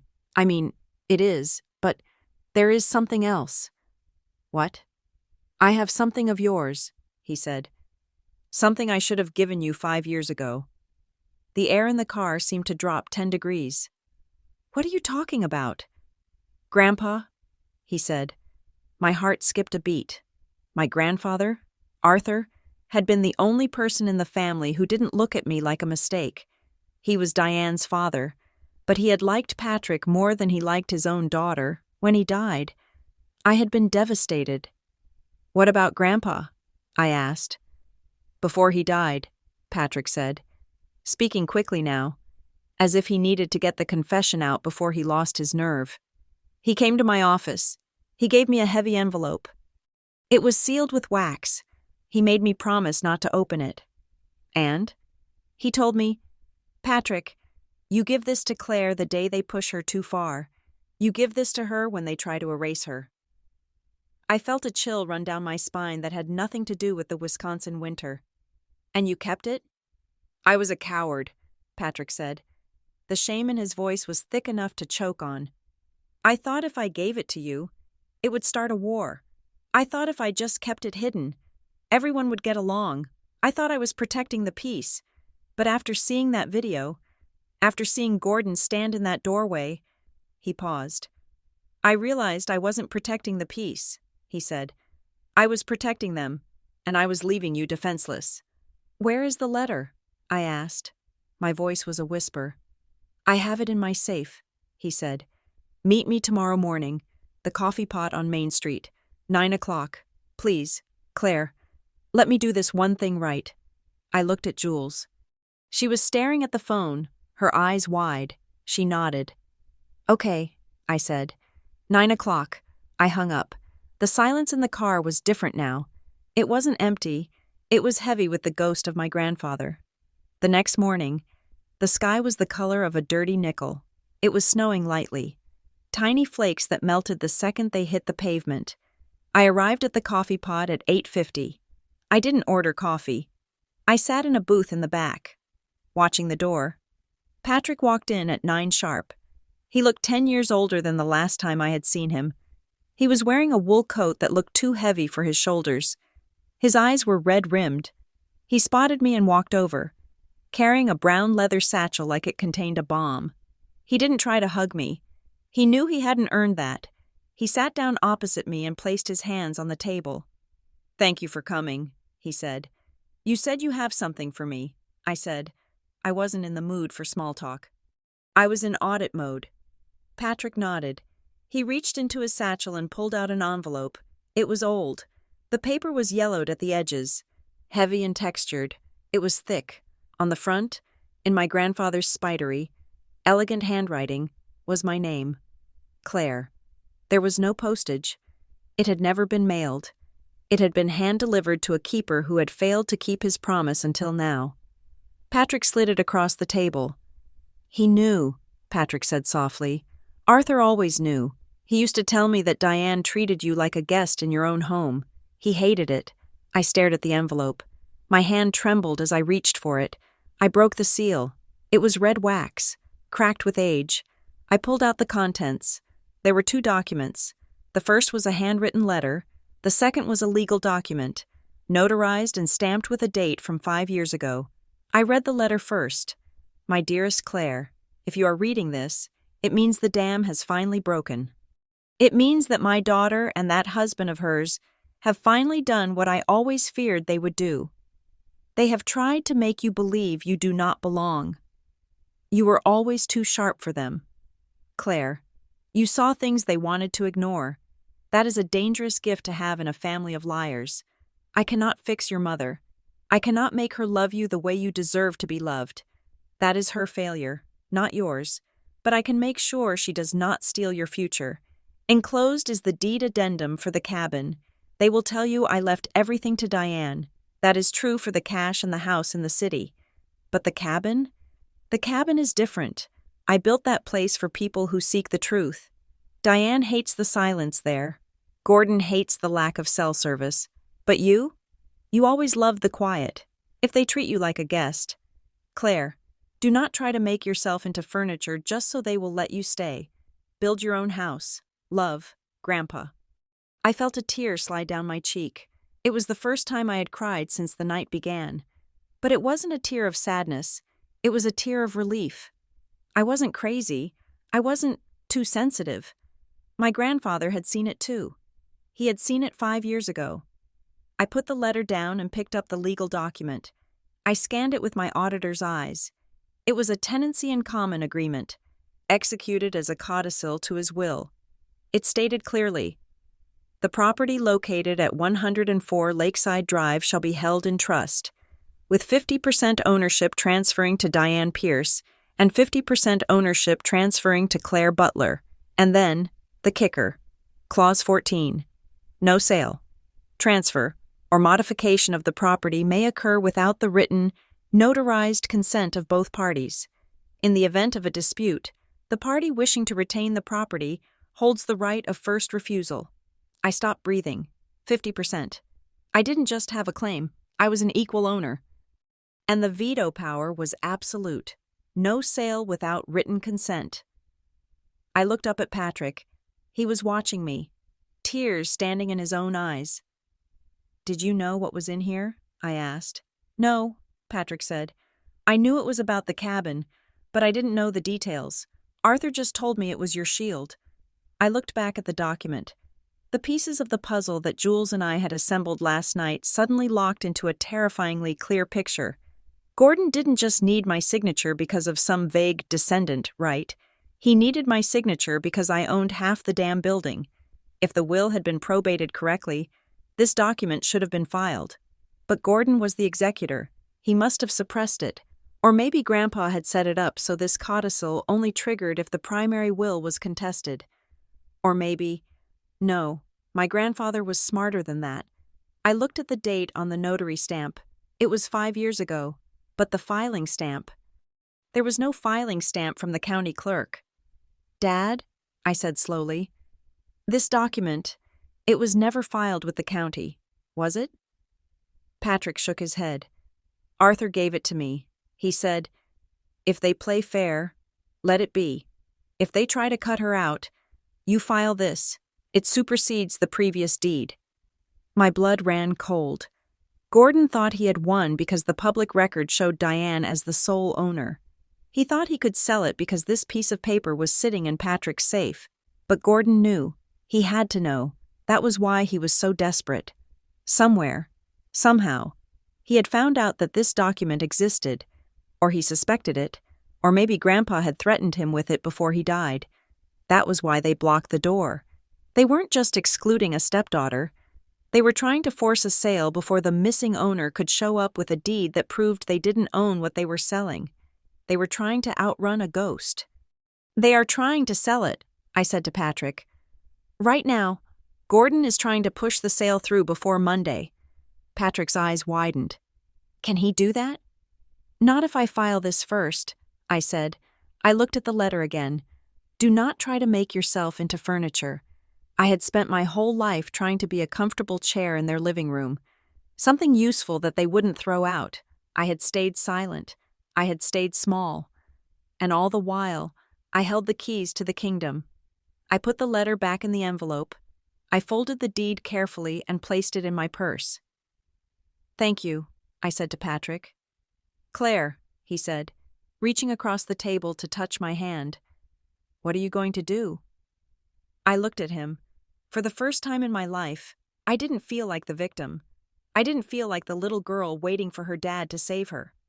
"I am going to the courthouse," I said. "And then, I am going to have a conversation with a realtor." "They will hate you," Patrick warned. "If you stop this sale, Gordon is desperate. I heard rumors. He owes money to people you do not want to owe money to. If you block him, he will come for you." "Let him come," I said. I stood up. I put $5 on the table for the coffee I didn't drink. "They blocked the door." "Dad," I said. "They thought they were locking me out." I patted my purse where the deed lay against my hip. "They didn't realize they were locking themselves in a cage," I said. "And I just found the padlock." I turned and walked out of the coffee shop.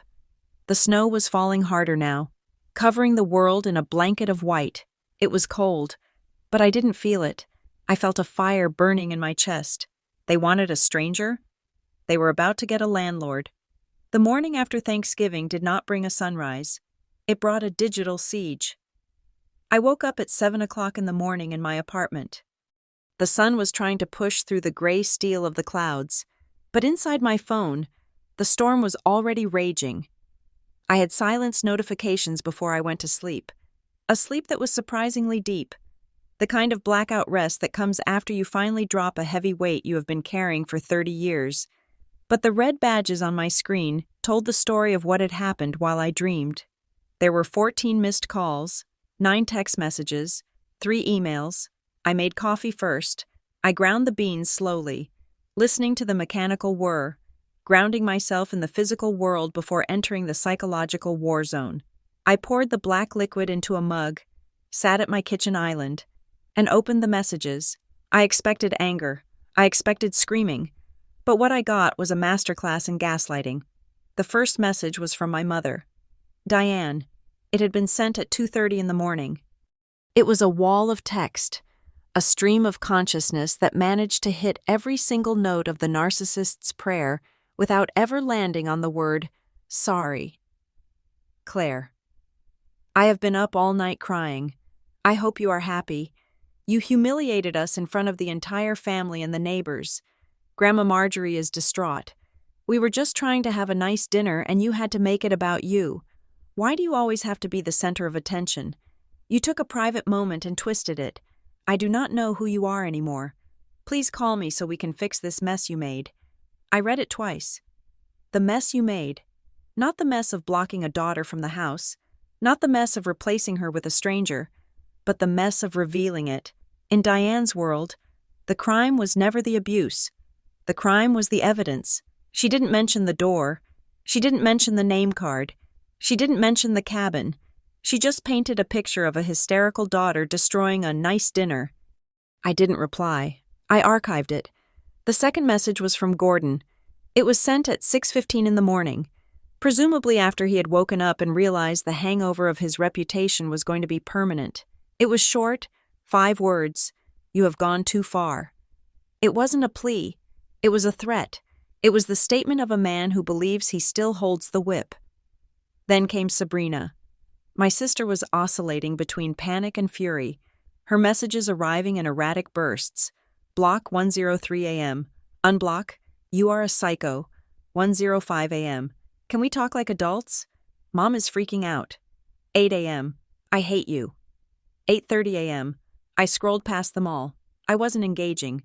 The time for talking like adults had been yesterday, before they left me on the porch. Now, I wasn't a family member to be debated with. I was a hostile party with a 50% equity stake. I took a sip of coffee. The caffeine hit my bloodstream, sharpening the edges of my resolve. My phone buzzed again. It was Jules. Do not answer the landline if you have one. Jules wrote, Gordon is working the phones. He is calling the B-list relatives, the ones who weren't there. What is he saying? I typed back. He is telling Aunt Linda and Cousin Mark that you had a mental breakdown. Jules replied, he says the video is a deep fake, created with AI. He says you have been off your meds, which implies you were on meds to begin with, and that you are trying to extort money from them. He is getting ahead of the story. I felt a cold smile touch my lips. Of course. It was the modern liar's favorite shield. Deny the reality of the voice by blaming the machine. I didn't argue. I didn't call Aunt Linda to defend my sanity. I didn't write a Facebook post. I simply opened my highlight reel folder again. I selected a different clip. This one was shorter. Just 45 seconds. It was from a summer barbecue 2 years ago. It was a video, not just audio. The camera was propped up on a patio table, capturing Gordon and Diane talking to a contractor about remodeling the kitchen in the clip. The contractor asks, what about the second bedroom? The daughter's room?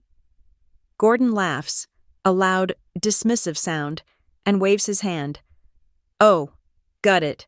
Turn it into a walk-in closet for Sabrina.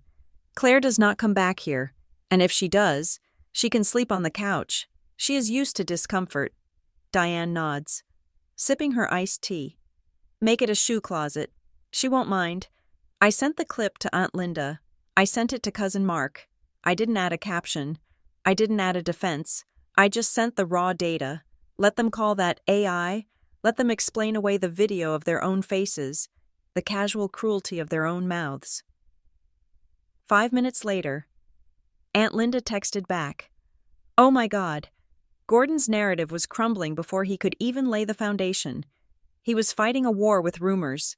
I was fighting with archives. But the real battle wasn't about reputation. It was about the timeline. At 10 o'clock, Patrick called me. This time, I answered on the first ring. He called me, Patrick said. He sounded tired, but firm. Gordon? He called the office. What did he want? He wanted to know if I had seen you lately, Patrick said. He was fishing. He wanted to know if Arthur had ever given me anything.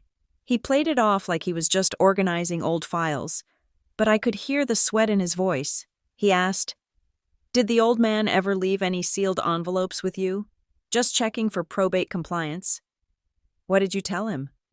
I told him, Patrick said, his voice dropping an octave, that I am not his secretary, and I am certainly not his shield anymore.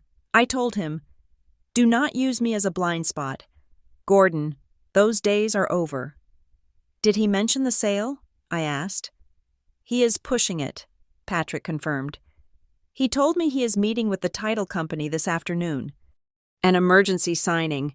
He is trying to close before the weekend is over. He said something about a pre-market private equity transfer. That is code for a quick dump. Claire, he is selling it cheap to get cash fast. He can't sign, I said.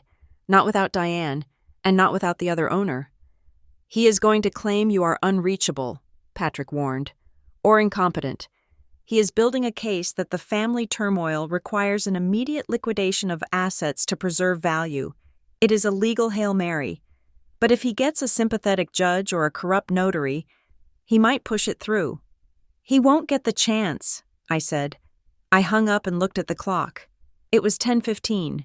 I needed to move. But before I could leave for the courthouse to file the deed, my phone buzzed with a message that changed the entire complexion of the battlefield. It was from Jules again, But this time, it wasn't a warning.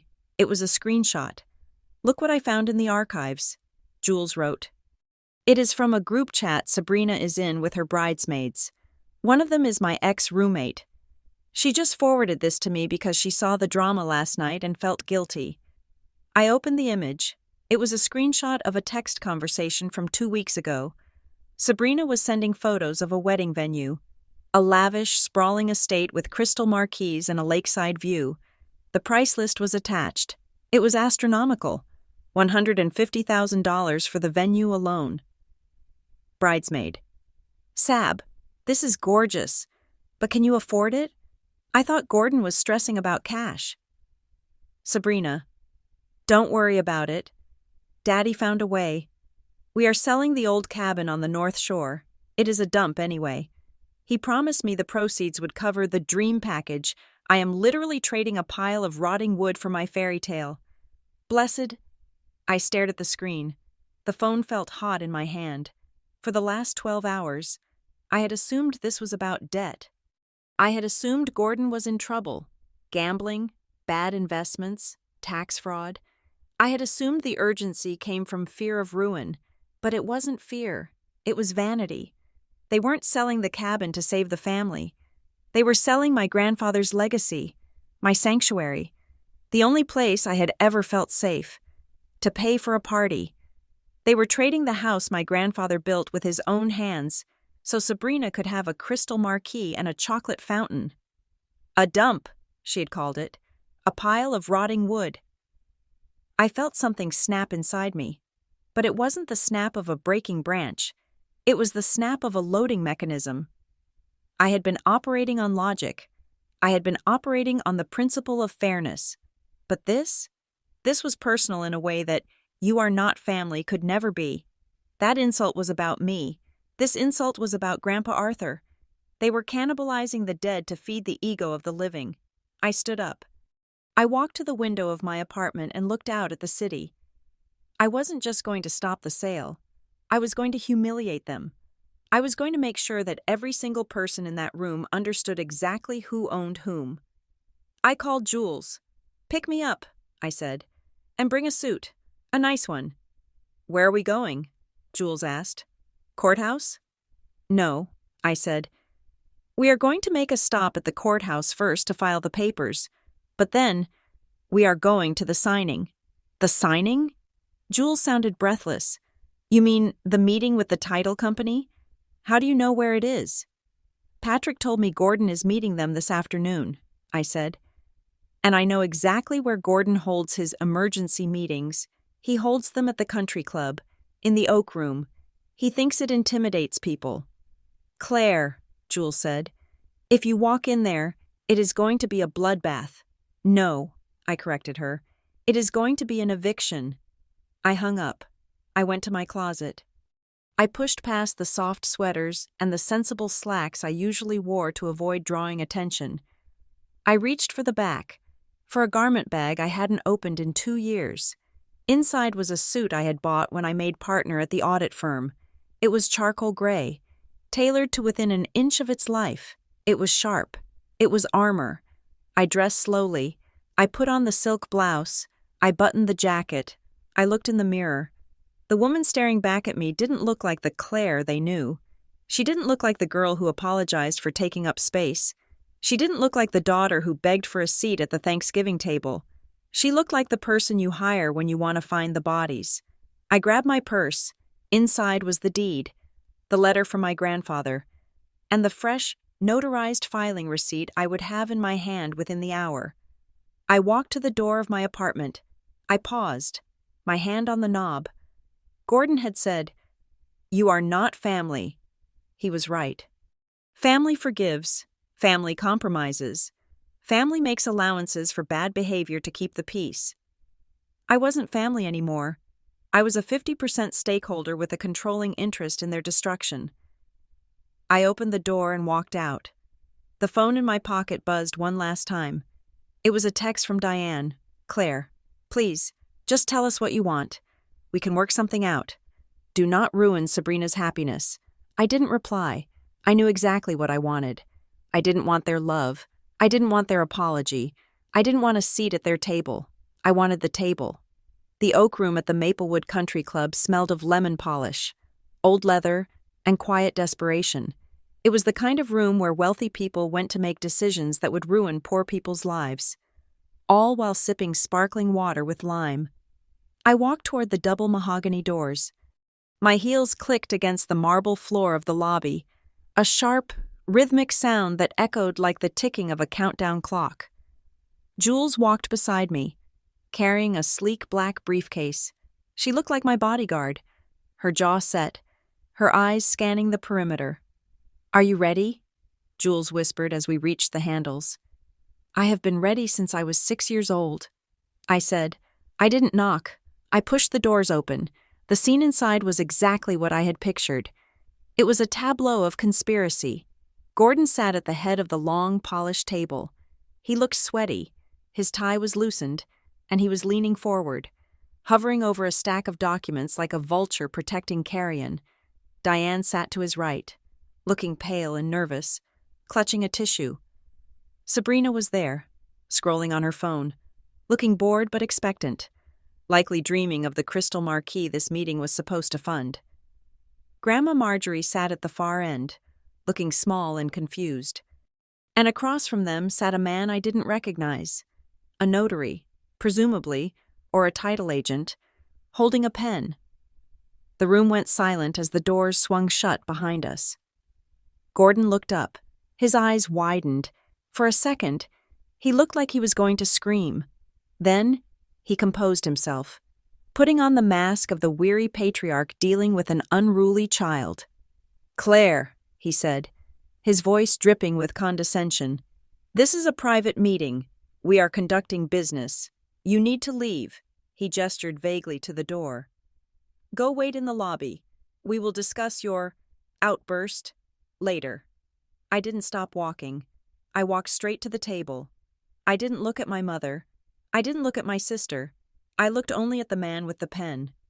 "I apologize for the interruption," I said to the notary, keeping my voice pleasant and professional, "but I believe you are about to notarize a fraudulent transaction."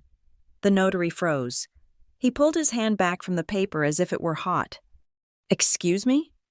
"She is lying." Gordon stood up, slamming his hand on the table. "She is estranged. She has no standing here. Get out. Claire, do not make me call security." "Sit down, Gordon," I said. I didn't shout. I didn't raise my voice an octave. I spoke with the absolute, terrifying authority of a lead auditor closing a file on an embezzler. I said, "Sit down." Gordon blinked. He was used to Claire the doormat. He was used to Claire the quiet. He had never met Claire the 50% shareholder. He sat down, not because he wanted to, but because the shock knocked the wind out of him. I reached out and took the briefcase from Jules. I placed it on the table. The sound of the latches clicking open was the loudest sound in the room. Click, click. I pulled out the envelope, the yellowed paper, the red wax seal. I slid it across the mahogany surface until it rested directly in front of my mother. "Hello, Diane," I said. "Do you recognize handwriting?" Diane looked down. Her hand trembled as she reached for the envelope. She saw the name, Arthur. She looked up at me, her eyes wide with a mixture of fear and confusion. "Where did you get this?" she whispered. "Dad gave it to me," I said. "Grandpa left it for me. He told Patrick to give it to me the day you tried to erase me. Congratulations, Mom. You finally triggered the clause." "What is it?" Sabrina asked, looking up from her phone. "Is it money? Did Grandpa leave us more money?" I ignored her. I pulled the second document from the bag, the notarized tenancy in common deed. "This," I said, holding it up for the notary to see, "is a legal addendum to the deed of the property at 104 Lakeside Drive. It states clearly that upon Arthur's death, ownership of the cabin transferred 50% to Diane Pierce and 50% to Claire Butler." I dropped the paper on the table. "And," I added, looking straight at Gordon, "it grants me absolute veto power over any sale. Nothing gets sold without my signature, and I am not signing." The silence that followed was absolute. It was the silence of a vacuum, Diane stared at the paper. I didn't know, she stammered. Gordon, did you know about this? All eyes turned to Gordon. He was pale. A sheen of sweat had broken out on his forehead. He wasn't looking at the paper. He was looking at me with pure, unadulterated hatred. It is a forgery, he spat. Arthur never gave her that. She typed it up herself. It is notarized, I said calmly, and I filed the original with the county clerk 45 minutes ago. It is in the public record. Gordon, you can't shred it now. I leaned forward, placing my hands on the table. But here is the interesting part, I said. You knew. I did not, Gordon yelled. Yes, you did, I said. That is why you blocked the door yesterday. You weren't trying to protect the holiday atmosphere. You were terrified. You knew that if I came into the house, if I sat at the table and heard you talking about the sale, I might ask questions. You knew that if I called Patrick, he might remember the letter. You had to keep us separated. I looked at my mother. He played you, Diane, I said. He made you kick your own daughter out of the house not because I am difficult, but because I am an obstacle to his payday. Payday? Sabrina laughed. A nervous, high-pitched sound. Claire, you are being dramatic. We are selling the cabin to pay for my wedding. Daddy is doing this for me. I turned to Sabrina. I actually felt a moment of pity for her. She was shallow, yes, but she was also a pawn. Oh, Sabrina, I said softly, you really think this is about your crystal marquee? I picked up the sale contract that was sitting in front of the notary. I flipped to the final page, to the disbursement section. Look at the routing number, I said, pointing to the line. That is not a savings account. And it is not the wedding planner's account. I looked at Gordon. That is the routing number for an offshore holding company in the Caymans. It is a shell entity usually used to hide assets during bankruptcy proceedings or to pay off high-risk loans. I looked back at Sabrina. He isn't selling the cabin for your wedding. He is selling it because he is broke. He owes money. Sabrina, a lot of it. The wedding was just the bait to get you to agree to the sale. Sabrina's face crumpled. She looked at Gordon. Daddy, is that true? Gordon didn't answer. He was staring at the table, his hands clenching and unclenching. Gordon? Diane's voice was trembling. Tell her she is wrong. Tell her it is for the wedding. Gordon slammed his fist on the table again. It does not matter, he roared. We need the money. The market is crashing. I am trying to save this family from ruin, and this ungrateful, spiteful girl is standing in the way. He stood up and pointed a shaking finger at me. You are destroying us, he screamed. You have always been a burden. You have always been a curse on this house. You are not one of us. You are just a mistake that Diane made before she met me. The room seemed to vibrate with his rage. It was ugly. It was raw. You are right, I said. I am not one of you. I pulled my phone from my pocket. And just so we are all clear on exactly how you feel, I said, I think we should listen to your opening statement one more time. I pressed play. I had connected my phone to the room's Bluetooth speaker system when I walked in. A little trick Jules taught me. Gordon's voice boomed from the ceiling speakers. Surround sound. High-definition hate. You are not family. It echoed off the wood paneling. You are not family. Then the sound of the door closing. Click. Then my mother's voice. Evan, honey, sit here. You are part of the clan now. I let it play. I let it fill every corner of the room. I let the notary hear it. I let Grandma Marjorie hear it. Gordon looked up at the speakers, horror dawning on his face. He realized then that this wasn't just a legal defeat. It was a total exposure. I stopped the recording. I am not family, I repeated. So I have no obligation to help you cover your debts, Gordon, and I have no obligation to sell my grandfather's house to pay for a wedding that is based on a lie. Grandma Marjorie stood up. She leaned heavily on her cane. She looked at Gordon, then she looked at Diane. Vile, she whispered. She looked at Gordon. You told me Claire was sick. You told me she was dangerous. You lied to me to get my signature." She picked up her purse. "I will not sign," Marjorie said. "I will not sign a single piece of paper for this sale. And if you ever try to speak for me again, Gordon, I will have you written out of the trust by morning." She turned to me. Her eyes were wet. "I am sorry. Claire, I should have looked closer."